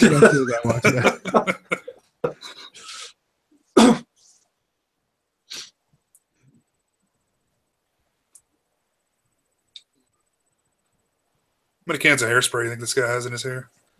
Oh my God, that's like 3 cans of Aquanet.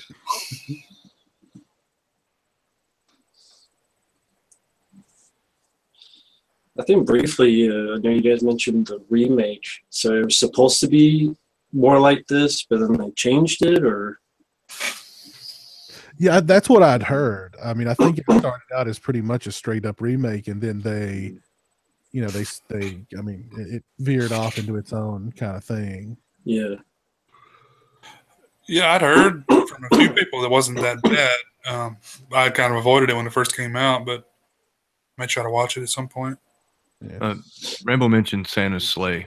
I happen to enjoy that flick. It's cheesy. I think it's more of a comedy to me. I mean, Robert Culp Right. plays an angel that had some kind of game with the devil to be turned. I don't know. It was Goldberg. Just I thought really, Okay. you know, he's I was going to ask if that was the one with Goldberg. Goldberg. Yeah. You know, It was fun.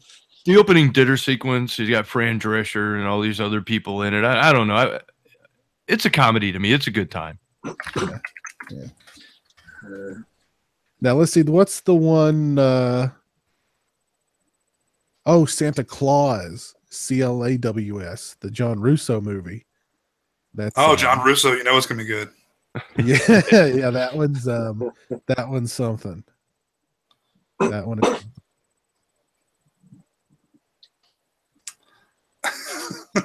I think we've struck on something that there's not very many good Christmas horror movies.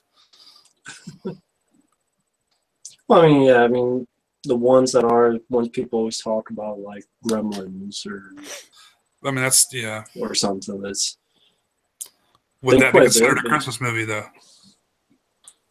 Yeah, Gizmo was a Christmas present, wasn't he? He was, it's So- snowing, and you have the Gremlins as Christmas carolers, and Yeah. I just people always argue, oh, that's not a Christmas movie. I don't know what constitutes it and what doesn't.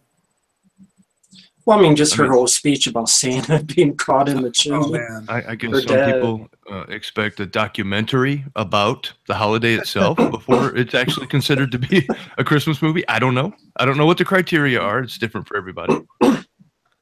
Yeah, when she talks about how the suicide rate's so much higher on Christmas and stuff, that's Yeah. so dark, man. But I love it. That's what makes that movie so good. Like it's unrelenting. Like yeah. the PG-13 rating, was created basically for that movie, and so I just think it's really cool because you wouldn't see a movie like that nowadays, like a family movie with dark stuff like that. In Yeah, it, you just wouldn't see. they would have cut that part right out. Very first thing. They'd been like, "Come on."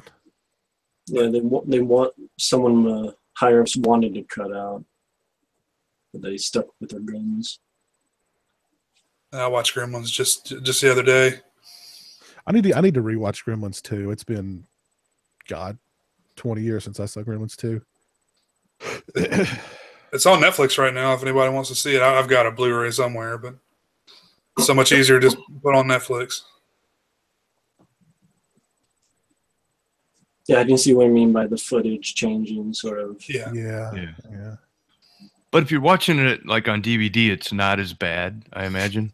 So it's I haven't seen it on Blu-ray. it's the same on the Blu-ray. It's a lot more noticeable on the Blu-ray. Is it? Oh, okay.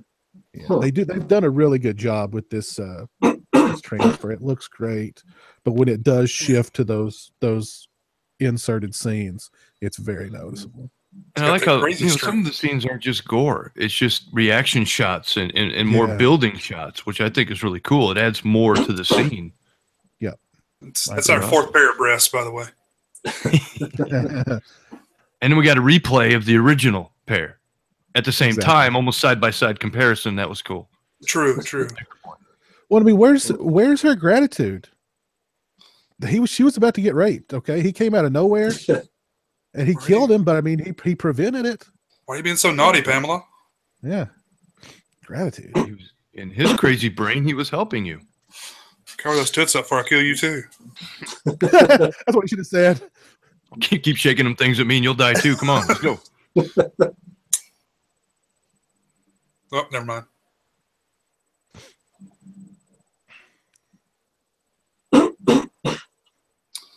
Oh, that was definitely cut out before.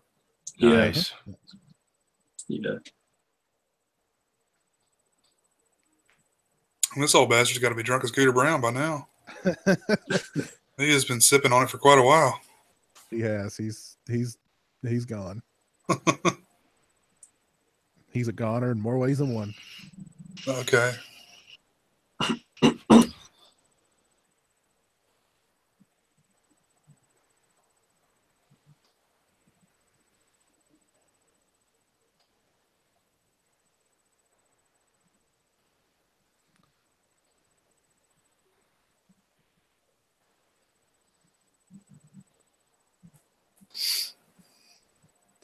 I dressed up as Santa Claus one time for some kids, and it was funny.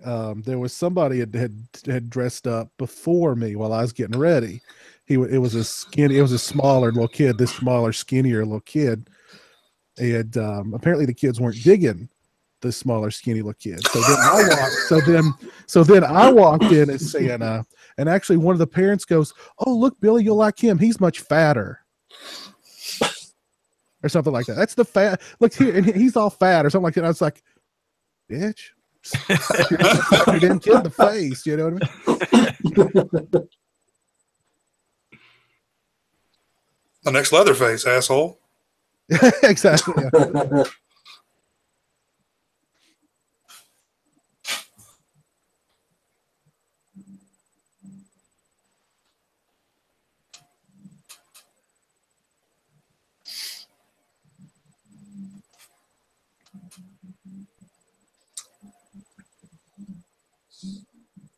I'd like to have a Santa like that motorized Santa. Put him in the corner of the room. God, it reminds me of going to the Michigan City Mall as a kid, and they had all these animatronic displays out at Christmas time. It was awesome. I don't even know if they. I mean, do they even have malls anymore? It's been so long since I think they exist, but I haven't been to one in so long that I don't know. They do, but they don't deck them out like that anymore.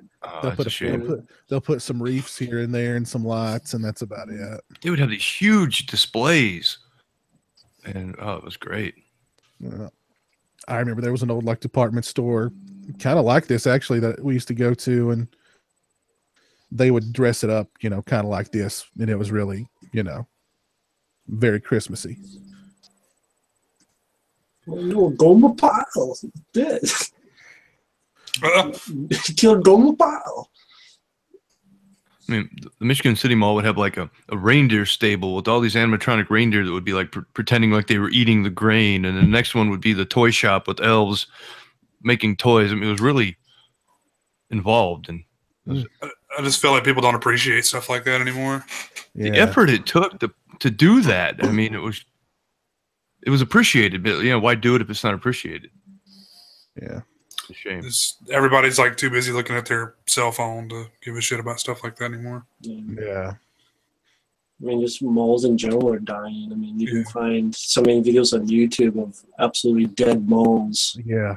They go through the entire thing. You see maybe one or two people, and one or two stores are open. Yeah. Mainly it's just old people doing exercise, walking around. Yeah. That's true. Yeah.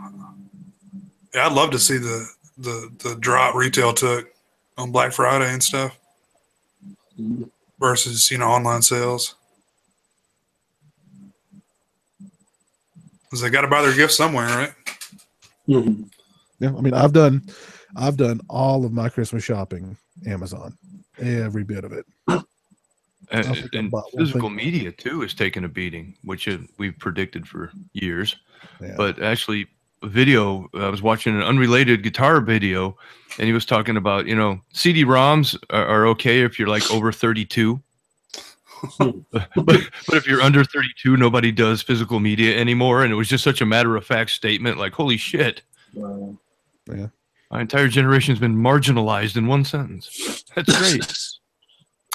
But I mean, it all hinges on your internet too. The internet goes down, you have nothing. Exactly. But yeah, that's my whole point. Is if you don't have a physical copy of something, you really don't have it. Mm-hmm. Yeah. If you have a movie collection that requires you to pay your internet bill to watch, then you don't really have a movie collection. You're just renting it. And now laptops don't come with ROM drives anymore. Mm-hmm. They haven't in a while, I don't think. Yeah, see, I've never had a laptop. I've always done a tower, but I was just really? That just seems so, I don't know. Well, hell, today they just did that net neutrality thing, which is no more. Yeah. Well, I was reading into that has something to do that was established in 2015. Yeah. So basically the internet's going to revert back to the way it was in 2014, which I don't really remember it being that bad. Right. I think it was something about they took away the provision where the government had domain over the internet, which to me, I don't want the government to have domain over the internet. So once I actually looked into it, it didn't seem like such a bad thing. that it actually was Right. It's just that everyone removed. makes it such a Yeah, The Chicken Little, the sky is falling. I know everybody panics about everything, but the fear is that the ISPs will start adding on additional fees for Netflix, for YouTube, for, you know, if you do online gaming, everything will be an added on fee or it will be throttled. and the thing they used to try to promote that thinking was they used a price from another country. And actually, the thing that they were showing that were supposedly the paywalls were actually what you would pay for extra gigabytes if you translated it. So, like, some people have a gigabyte cap, and if you can only use so many gigabytes of internet per month, and then you have to pay for an additional 10 gigabytes or whatever. And that was like a price increase for however many gigabytes extra you wanted. So, I've heard a lot of it was all to do about nothing. So. I mean, if the internet was really horrible in 2014, then I guess you're going to hate it. But I don't remember it being that bad. So yeah, but I mean, there's so much has changed about the internet, and you know, everything today, even just that few years ago. I see what is this? Is this 5 now, Stingray? I think that's What's 5. the count, Jay? Oh shit, I missed that one. Yeah. There's Man. plenty more. There's plenty more. Wow. well, that's Leanna though. Can I rewind this one, guys? Hold on. There's more. There's more to see. There's more to see. But I don't want to see antlers sticking through them. I want to see them like when they're normal. The great Lena Quigley. Yeah. I mean, what 80s horror movie was she not in? And not naked in.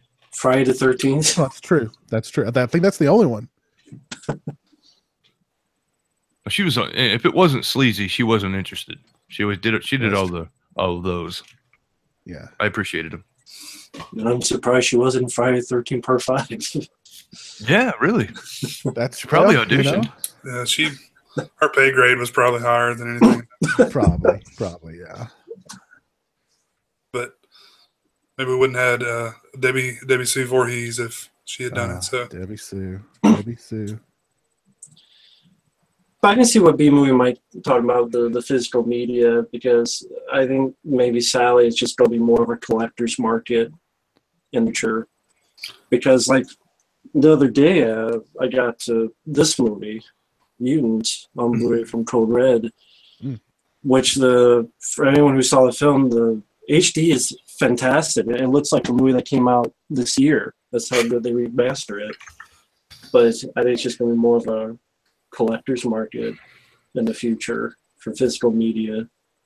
Yeah, it'll be a very niche market, you know, like the Scream Factory stuff, and you know. But I prefer physical because it's mine. It's actually mine. It's not a glorified rental. Right. Well, and Mike just said it. You know, like the other day, you know, my internet went down for like 10 minutes, and I was thinking, like, oh my God, what am I going to do? I'm going to have to walk all the way over there 10 feet and pull a Blu-ray off the shelf instead of just and streaming it. I'm screwed. I'm absolutely screwed. You know? There you go, Jay Titties again. So you didn't miss it. Yeah, it's been one I long, love the fact continuous titty shot. So I've been distracted. I love the Sorry, fact guys. that she went to the door. She went to the door to let the cat in, topless. And then just stands there with the door wide open, topless. nice jean shorts too. She's rocking those. Yeah. She's wearing shorts. I didn't even notice. Really? Linnea. Oh. I mean, she was in I mean, you know, my goodness, so many. Return Living Dead. Yeah, you know, Night of the Demons, freaking. Yeah. God, what was the Savage Streets, Chainsaw hookers, maybe. yeah, Hollywood Chainsaw Hookers. Oh my God, yeah. There's something about the slime ball Bolorama. Yeah, the Slime Ball Rama. Yeah, so much good stuff. Yeah. Sorority Bay and the Slam Ball Bull. Sorority Yeah. Bait. Not a very good movie. You don't really watch it thinking that you're going into a quality product. Sure. There's only one reason you watch those films. Oh. Nice. Yeah, it's definitely. Oh. Yeah, you got to see. I Quite a bit that was cut out. don't think I've seen that before either. Wow. What if all Ebert had seen that? Ebert would have shit his pants if he saw that. He'd had out there Charles Cellier's home phone number, address, you know, where his kids went to school, everything. But it's cool that like this in My Bloody Valentine, at least someone was smart enough to keep that footage decently intact. Yeah. But not Friday the 13th. Well, the problem is because a lot of these independent films, the guys own the stuff, so they kept it. But when it comes to a studio, you know, they're all about pitching that shit. Which is well, I just mentioned that just My Bloody Valentine was Paramount, but at least the producer or director, whoever. Yeah, what did we got all this stuff we just cut out? Let's just throw it straight in the garbage can. Like, I don't. Yeah. I guess it's just a different day and time when they probably weren't even thinking that was possible. Well, what they did with Side Night Deadly Night, the reason why they don't have the cut footage is because they cut this directly from the negative. So, you know, that's your master copy. They just cut the negative directly, and those scenes they just threw out, you know. That's crazy. So, yeah.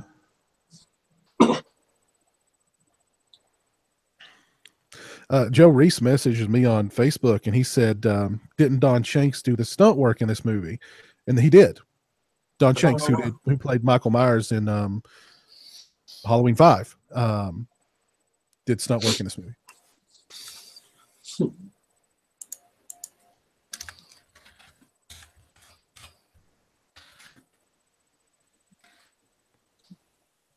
It's old school phones. That's not even rotary, though. You can get old school. Oh, I got old dude. It takes like 20 minutes to dial somebody. Call is coming from inside the house. Hold on. Oh, I fucked up. Hold on. Let me start over. Yeah. Show those to a kid these days. Like, what do I do with this? Why is it attached to the wall? It's funny, that phone he picked up, you're like, man, look at that old phone. I remember when they came out, I was like, man, look at this cool new phone. So yeah, being on both sides of that situation is kind of weird.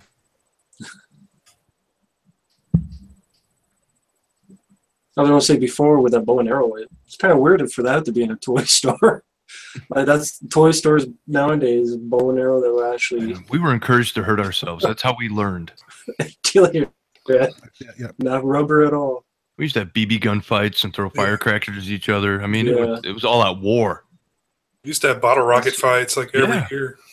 Hell yeah. I had the cops called out for that. That's hilarious. You wouldn't think that would hurt so bad, but if you get hit with one, man. And Roman candles, used to have battles with those. Mm-hmm. Oh, yeah. If you didn't have like a BB under your skin or a burn mark, you weren't a kid. There you go. That's true. Stitches were like a way of life. That's just how it was. I think it's cool that he hands her the bloody, you know, box cutter that he gutted that woman with as a gift because she's been good. She's not been naughty, so she gets pretty fucking weird deal. It's better than killing her. I mean, yeah, she could have failed the test.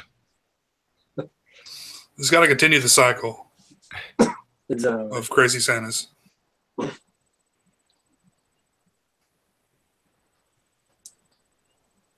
Oh wow, a murder weapon. In case two courts come in and try to, it's Christmas time. And Marv and Joe Pesci. You can defend yourself. Don't need no paint cans. Here's your box cutter.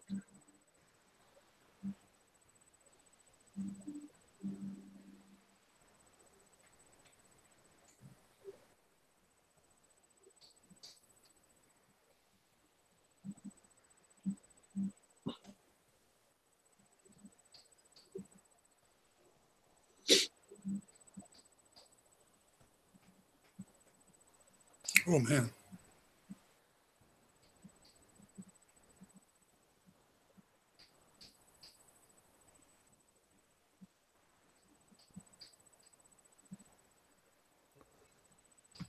An OG Ford Bronco. Uh-huh. I remember those things, man. before the Bronco 2s and the smaller rear. Oh man, the Bronco 2 suck. I like the ones from the 70s with the windshield wipers on the top. Yeah, those things were Those huge. are awesome. They're still pretty popular. You see people fixing them up, still driving on it these days.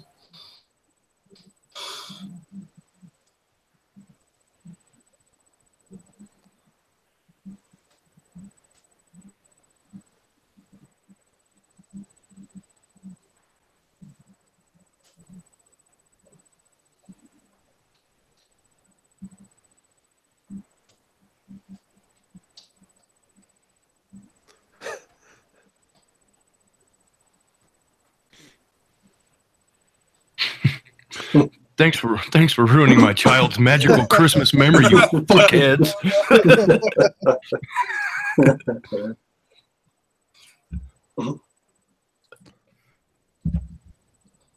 They should have come down the chimney.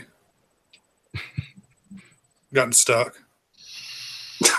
What are we vaping tonight, Mike? Oh shit! I'm trying out some new stuff for the hell of it. The Milk Maestro, berries and cream, kind of a Fruity Pebbles milk style thing. Man, Okay. Wow. How never is it? ceases to amaze me. Good shit. Oh, okay. Although my favorite is still the Jam Monster Strawberry. That's a perennial favorite of mine. What's the worst one you've ever done? Anything you get at a gas station. Stay away from that shit. So this is like cool. a local place that makes their own stuff. No, they can't do that anymore. They changed the laws on that. They can no longer. I used to go to a place that would craft it right in front of you. I mean, they would just mix it all together. How much nicotine do you want? What kind of flavor? And they shake it up and basically give it to you. They can't do that anymore, so it has to be prepackaged. But this is some I do have a little bit of the Jam Monster left. It is a local company, but you know they can't homebrew it. I'm not sure where the Milk Maestro comes from, but You've not developed popcorn lung yet, have you? not that I'm aware of. No.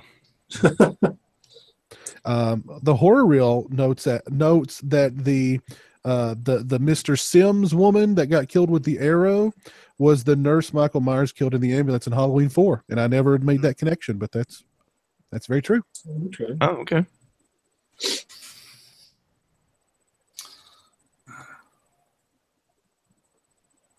It's like these kids are being naughty to me. Oh yeah, they're very naughty.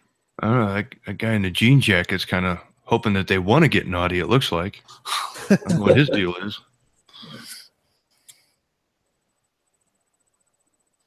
God, I remember those jackets. Like the fake like wool. Yeah, that's like the Tommy Jarvis from Yep. Friday 6 jacket. Those things were huge in the 80s. Everybody had one.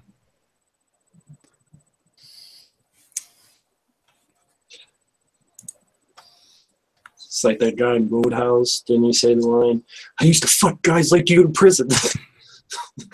And you're like, where did that come from? But that's the 80s. You Oh my never know. God. Let me ask you this, Mike. Did you ever have a pair of Zeke Evericci's? No. Not your style. This picture. I'm not even sure what that is, but I know I didn't have it. This picture that you tweeted, Stingray, of the problem child kid today. My God. Yeah, he looks like he's in some kind of, death metal band. So, I mean, maybe he is. Yeah, I think he is. Kind of like the Robot Chicken version of Charlie Brown. I didn't see that one. Good Lord. He's like bald. He's got like face tattoos and he's dealing heroin. You guys remember the kid from Blank Check, right? Like he does have face tattoos all over him. Oh, yeah. I never saw Blank Check. That kid, yeah. I mean, Wasn't that kid also in like Family Ties or Silver Spoons or one of those shows? probably, yeah. He did a few other things. It's a trend, though. Either they like get really bad addicted to drugs or get face tattoos or both.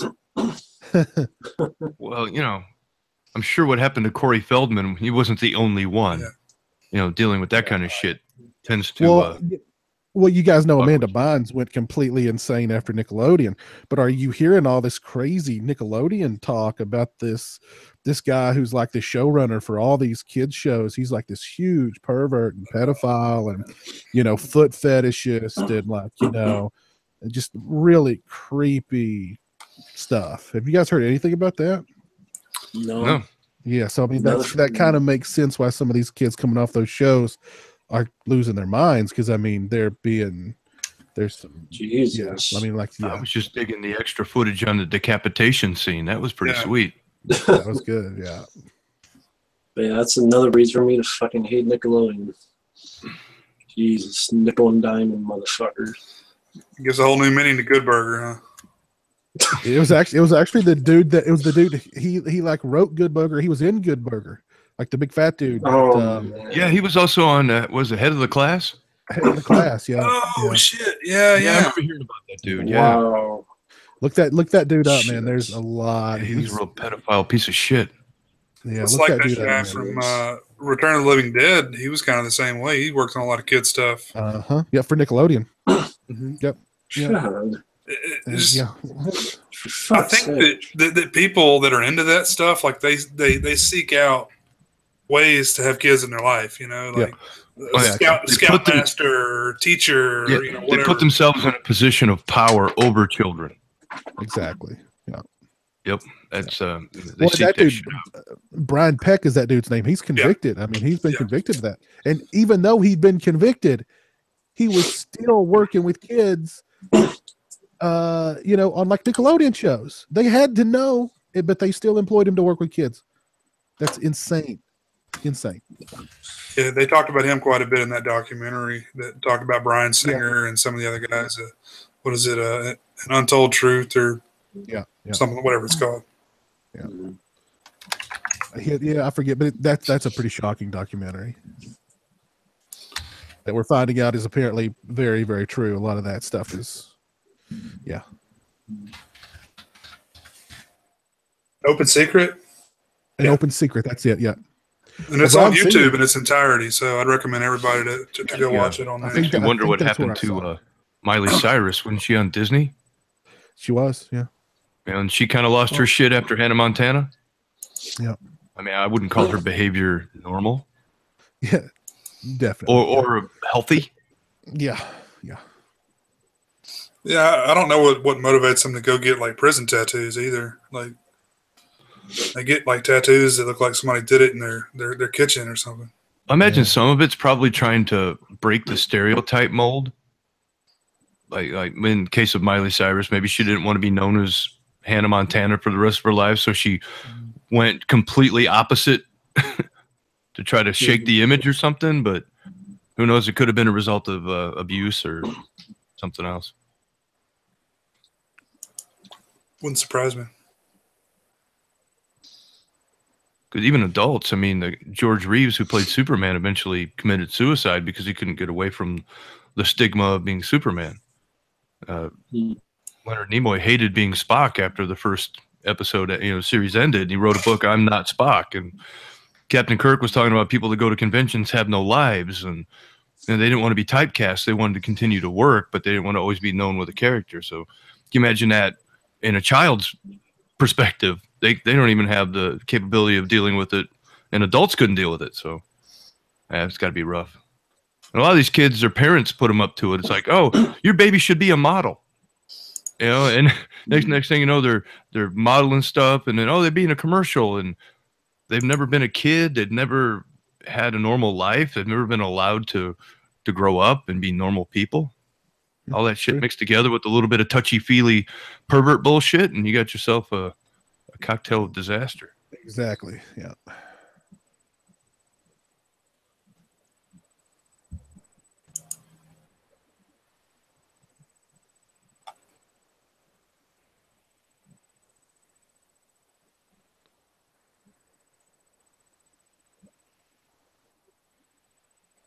There he comes to save the day.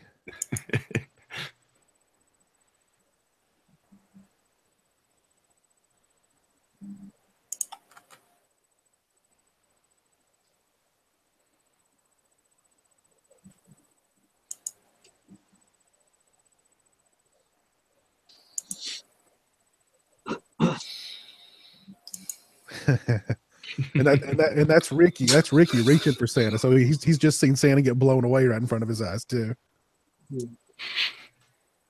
Didn't let him try to go for the leg or something. He's like, just bam, bam, bam. I'm gonna shoot directly with if I don't hit Santa, I'm gonna hit at the kids. At the kids, yeah. I'm gonna hit these kids if I don't hit Santa.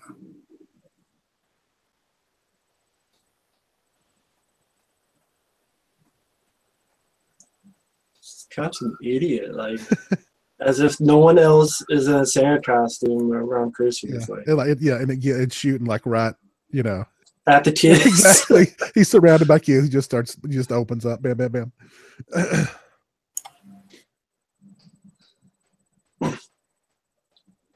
See, none is your fault. You didn't tell anybody. If only you told Gomer Pyle.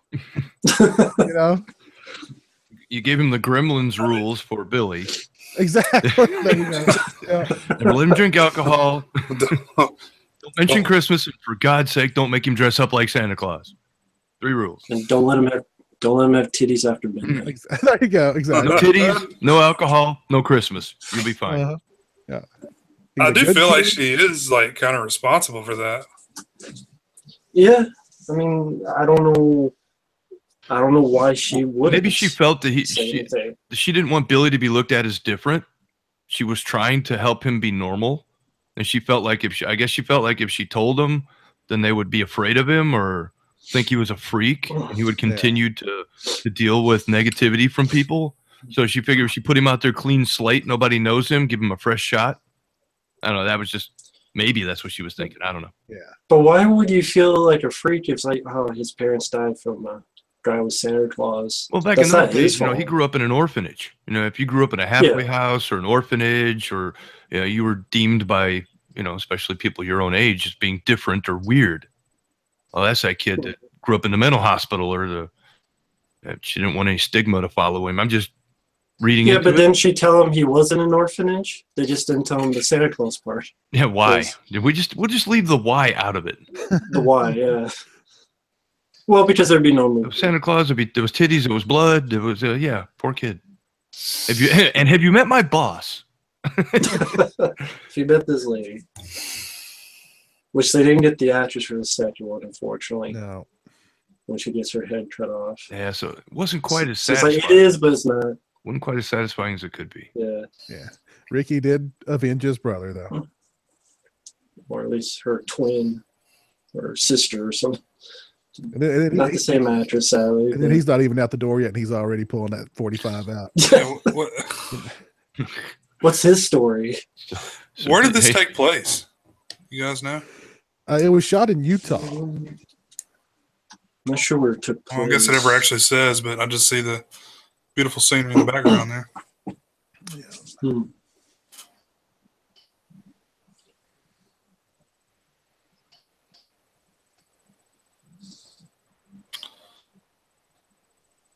You know what would make you feel better, sister? Why don't you whip the shit out of some of these kids?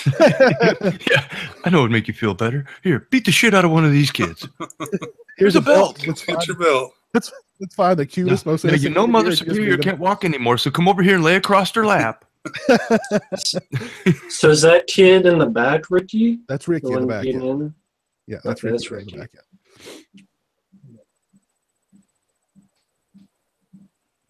Just washing his eyebrows. That's a young Eric Freeman. Not yet, though.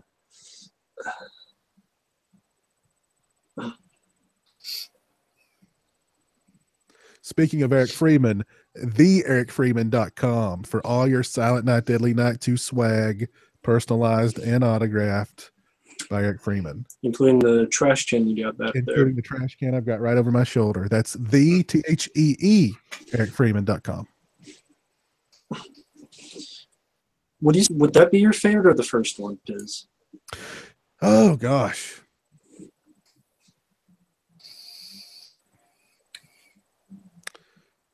Oh, gosh, that's a good question. I don't know. I think, I don't know. I love them both. Let's talk about which one do you watch more. Like, which one would you reach for if you had a choice? Probably part 2, because, again, you can see the best parts of part 1 in part 2. And you get Eric Freeman on top of it. You know what I mean? So, it's part 2 for me, hands down. Yeah, you get the best of both worlds. But I do love I love the atmosphere. I think this movie definitely has a very Christmassy look and feel, and the atmosphere is good, and the music is good, and you know what I mean. I like Robert Brian Wilson as Billy, and I love to hate the Mother Superior. This movie does a lot of things really well. I think it's a solid slasher flick for the time period. I prefer the first film only because of that reason. It looks like it was a serious production. Somebody was trying to make a decent movie. They hit all the notes. I thought maybe it's a little cheap. Maybe some of the acting's a little off. But I don't know. I think when you watch one of these films, you take that into account. You kind of expect it, so it doesn't take away from it for me. Whereas the second movie seems like a cash in. Like where you said, you get to see all the parts of the first film, and then we'll just shoot these scenes that really have nothing to do with it, and then like splice it together and call it a sequel. And although it's very entertaining because it's badly done, it's definitely a movie that's so bad it's good. Whereas this movie, I think, is actually attempting to be good. What they had originally wanted was basically what we're watching now released as Silent Night, Deadly Night 2. They wanted the uncut version of Silent Night, Deadly Night released as Silent Night, Deadly Night 2. So they hired the guy who directed the movie was an editor before then. So they just wanted him to go in and edit the footage together, stuff that had been cut out, put it all together and release this as Silent Night, Deadly Night Part 2. Okay. But he talked them into, well, let me shoot some new footage and I'll edit it together. And they gave him enough to shoot, Silent Deadly Night 2 is 75% Silent Night, Deadly Night 1. They only gave him enough money to shoot very little, for the new footage. But originally, basically what we're watching now was going to be Silent Night, Deadly Night 2. Yeah, because part 2 is basically just Ricky being interviewed in a mental institution or a prison. And then he's having flashbacks and remembering things that he actually wasn't there to see, which is pretty much the first film. He was a baby at the time, but anyway. Right. That's the framing mechanism there. And then they just kind of have Ricky go on his own little rampage at the end when the twist is the doctor has been dead for an undetermined amount of time. And then Ricky just walks out and then goes on his garbage day rampage. Yeah.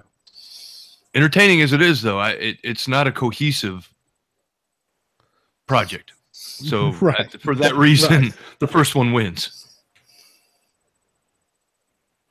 I mean, the character development, and I've noticed it even more during this viewing of how much they went into with the added footage of the different angles and the different approaches, how they were really trying to make a good slasher flick, if that's possible. But I think so. Right. I guess if you're not a slasher genre person, maybe not. But yeah. And again, these movies up to this point, all the focus was on, the killer was basically a prop that just showed up and removed a character from the movie every now and again.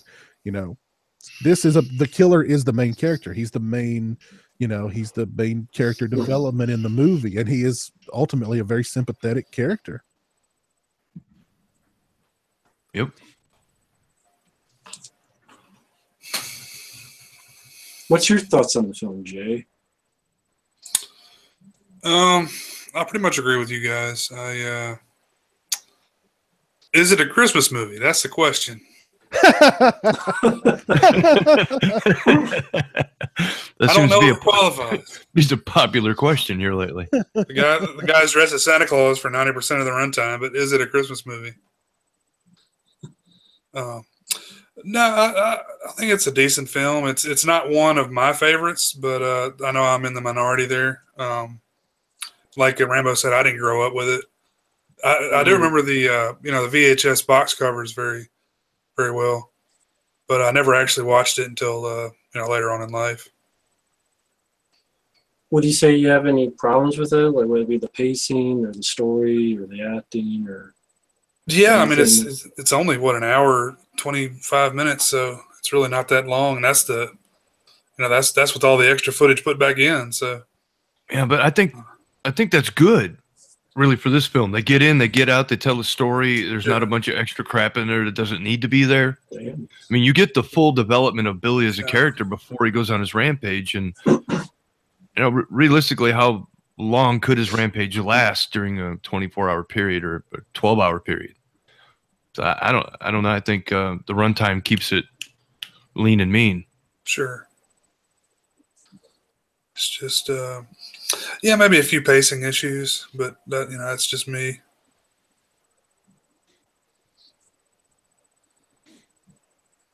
It seems like it takes a little while before it actually gets started, but it's really not the case. It just feels like a long time. Is it was 84? So this would probably be in my opinion, the last of the good holiday themed slasher films. I mean, you had Halloween, and then Happy Birthday to Me, and all these other various important occasions. When was My Bloody Valentine? My Bloody Valentine was, again, one of my favorites. It's definitely up there. I love April Fool's Day. That was 86. I do too. I always hated that movie because it was billed as a horror film, and you get there and it's a fucking joke, and the joke was on me, and I wasn't really happy about that. The first time I saw it, I felt the same way, but I've warmed up to it. The first time I saw it, I was like, "Oh, what a jip," But I like it now. The first time I saw it, I knew it, so I thought it was genius. That's pretty funny. You guys talking about April Fool's Day? Yeah. When you see it in the theater when it's first out, and you realize at the end of the film that the joke was on the audience, it's like, hey, fuck you. Yeah. From the producers of Friday the 13th. The title told you. You got the final girl from part 2. You're thinking, holy shit. That's a great poster too. The one sheet for that with her hair done up in the noose, and she's got a knife behind her back. Yeah, I think I have that one around here somewhere. It's it's so like, it tells you exactly what you want to know about the film. Yeah, that's a crying shame that has nothing to. I just remember my reaction being, no fucking way. Fucking bullshit. I was pissed when I left the theater when I saw it. I mean, of course, I've grown a sense of humor about it in the years since then, but yeah, my initial reaction was like, fuck that movie. Great song to close out this movie, by the way, too. But yeah, that was Silent Night, Deadly Night. Closing thoughts on Silent Night, Deadly Night? Or I think we may have said it all about the movie. I think we pretty much said it all. I think it's a solid entry in the slasher genre from the 80s. I think it's a must see if you're a mega fan of that genre. You've probably already seen it, so yeah, I definitely agree. If it's something you haven't heard of before and you do like, the Halloween or the Halloweens and the My Bloody Valentines and all that kind of stuff, Happy Birthday to Me, definitely give it a shot. Just remember that part 2 is definitely more of a comedic experience. I think this, the original does have some horror elements to it. The kid watching Santa Claus basically kill his mom and all this terrible shit that happens to him throughout the film is definitely not funny. I mean, it might accidentally be funny in some areas, but in actuality, it's played pretty straight. Jerp Pin, I see you saying that you need to get your hands on this Silent Night, Deadly Night Blu-ray. You can enter my contest if you haven't already. I'm giving one of those Blu-rays away. So if you've not entered that, definitely do so. See some love for Jack Frost. I'm assuming you guys are talking about the Michael Keaton version. Michael Keaton. Sure. Heartstrings, man. Tugging on those heartstrings. That's the one with Shannon Elizabeth in the No. Yes, in the shower. I've seen it both. Yes. Oh, goodness.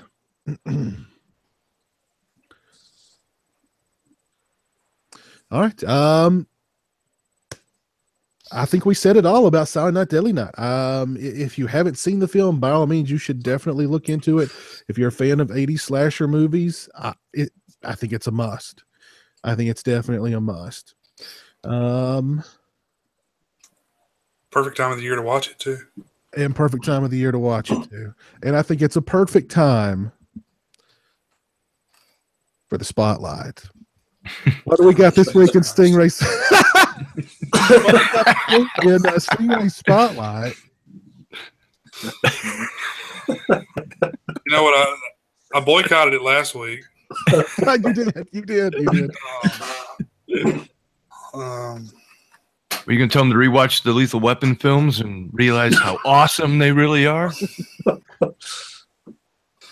I don't even remember what I had planned for last week. So, I'll just, in remembrance of last week's episode, I'm just going to go ahead and boycott it again. That's gonna be a sore spot. That may be the end of it. That may be the straw that broke the Stingray Spotlight. I'm not gonna sit here and lie to you guys. It really did break me. I'm less of a man after doing that show. So I'm gonna have to live with that for the rest of my life. So it's a broken Jay the Stingray. So, well, you could put our Beverly Hills Cop 1 and 2 live commentaries Orc benefit under the spotlight if you wanted to. Let's do it. Our good buddy Orc, we're going to be doing the commentaries for Beverly Hills Cop 1 and 2 next Thursday. Be sure and check that out as a benefit for Orc. And if you don't have them, I picked up the 3-pack. I think it's the Canadian release. It's got 15 in a red circle on it, but it's all region. $15 for all 3. Nice. The Blu-ray collection. Definitely got to be worth it. I mean, the first 2 films are more than worth it. Yes. I don't hate the third one. But yes, to reiterate, next week live on the Sausage Factory YouTube channel, we are going to be watching and discussing Beverly Hills Cop and Beverly Hills Cop 2 back to back as part of our Orc fundraiser. We're going to raise a few bucks for our buddy Orc to help him in 2017 on a bright note, because this year has been it's not been a very good year for our buddy. As we mentioned at the beginning of the show, he's had some issues with his health. His PC died, his television died, his dog died. It's been a crappy year for Orc, so we're going to try and raise a little money for him to help end 2017 on a high note and get 2018 kicked off on the right foot. And so that'll be next week live beginning at 8 p.m. Eastern Standard Time right here on the Sausage Factory YouTube channel. Do you guys have anything to add or anything to say before we sign off? This movie definitely got me in the mood to watch more Christmas horror. So hopefully that's going to motivate me. So next week when we do the show, I'll definitely have a couple films to talk about, because I definitely want to. We're down to 12 days? Yes, getting close, very very quickly. And let me remind everybody out there too, theericfreeman.com to get all of your Silent Night Deadly Night Part 2 swag, personalized and autographed by Eric. He's still got, I think, 8 of these cans left, and then there will be no more. So if you want your own Garbage Day garbage can signed by Eric Freeman, theericfreeman.com. That's THEE, ericfreeman.com. All right. Cool. Well, you guys, thanks so much for tuning in tonight and watching Silent Night Deadly Night with us. We appreciate it. To everybody who tuned in, everybody who participated in the live chat. Thanks to Rambo. Thanks to B Movie Mike. Thanks to Jay the Stingray for joining me tonight. As always, you guys are awesome. And everybody out there, have a great week. We hope you all are having a great holiday season, whatever holiday you celebrate. And we'll see you next Thursday live on the Sausage Factory YouTube channel at 8 p.m. Eastern Standard Time. Have a great week. Peace. Later.